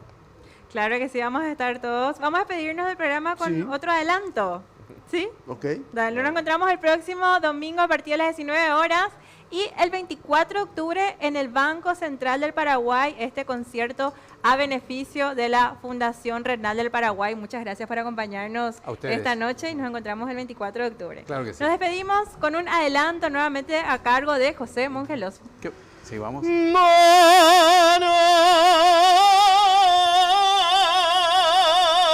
Tu sole, chiubera in me, o sole mio, sta fronte a te, o sole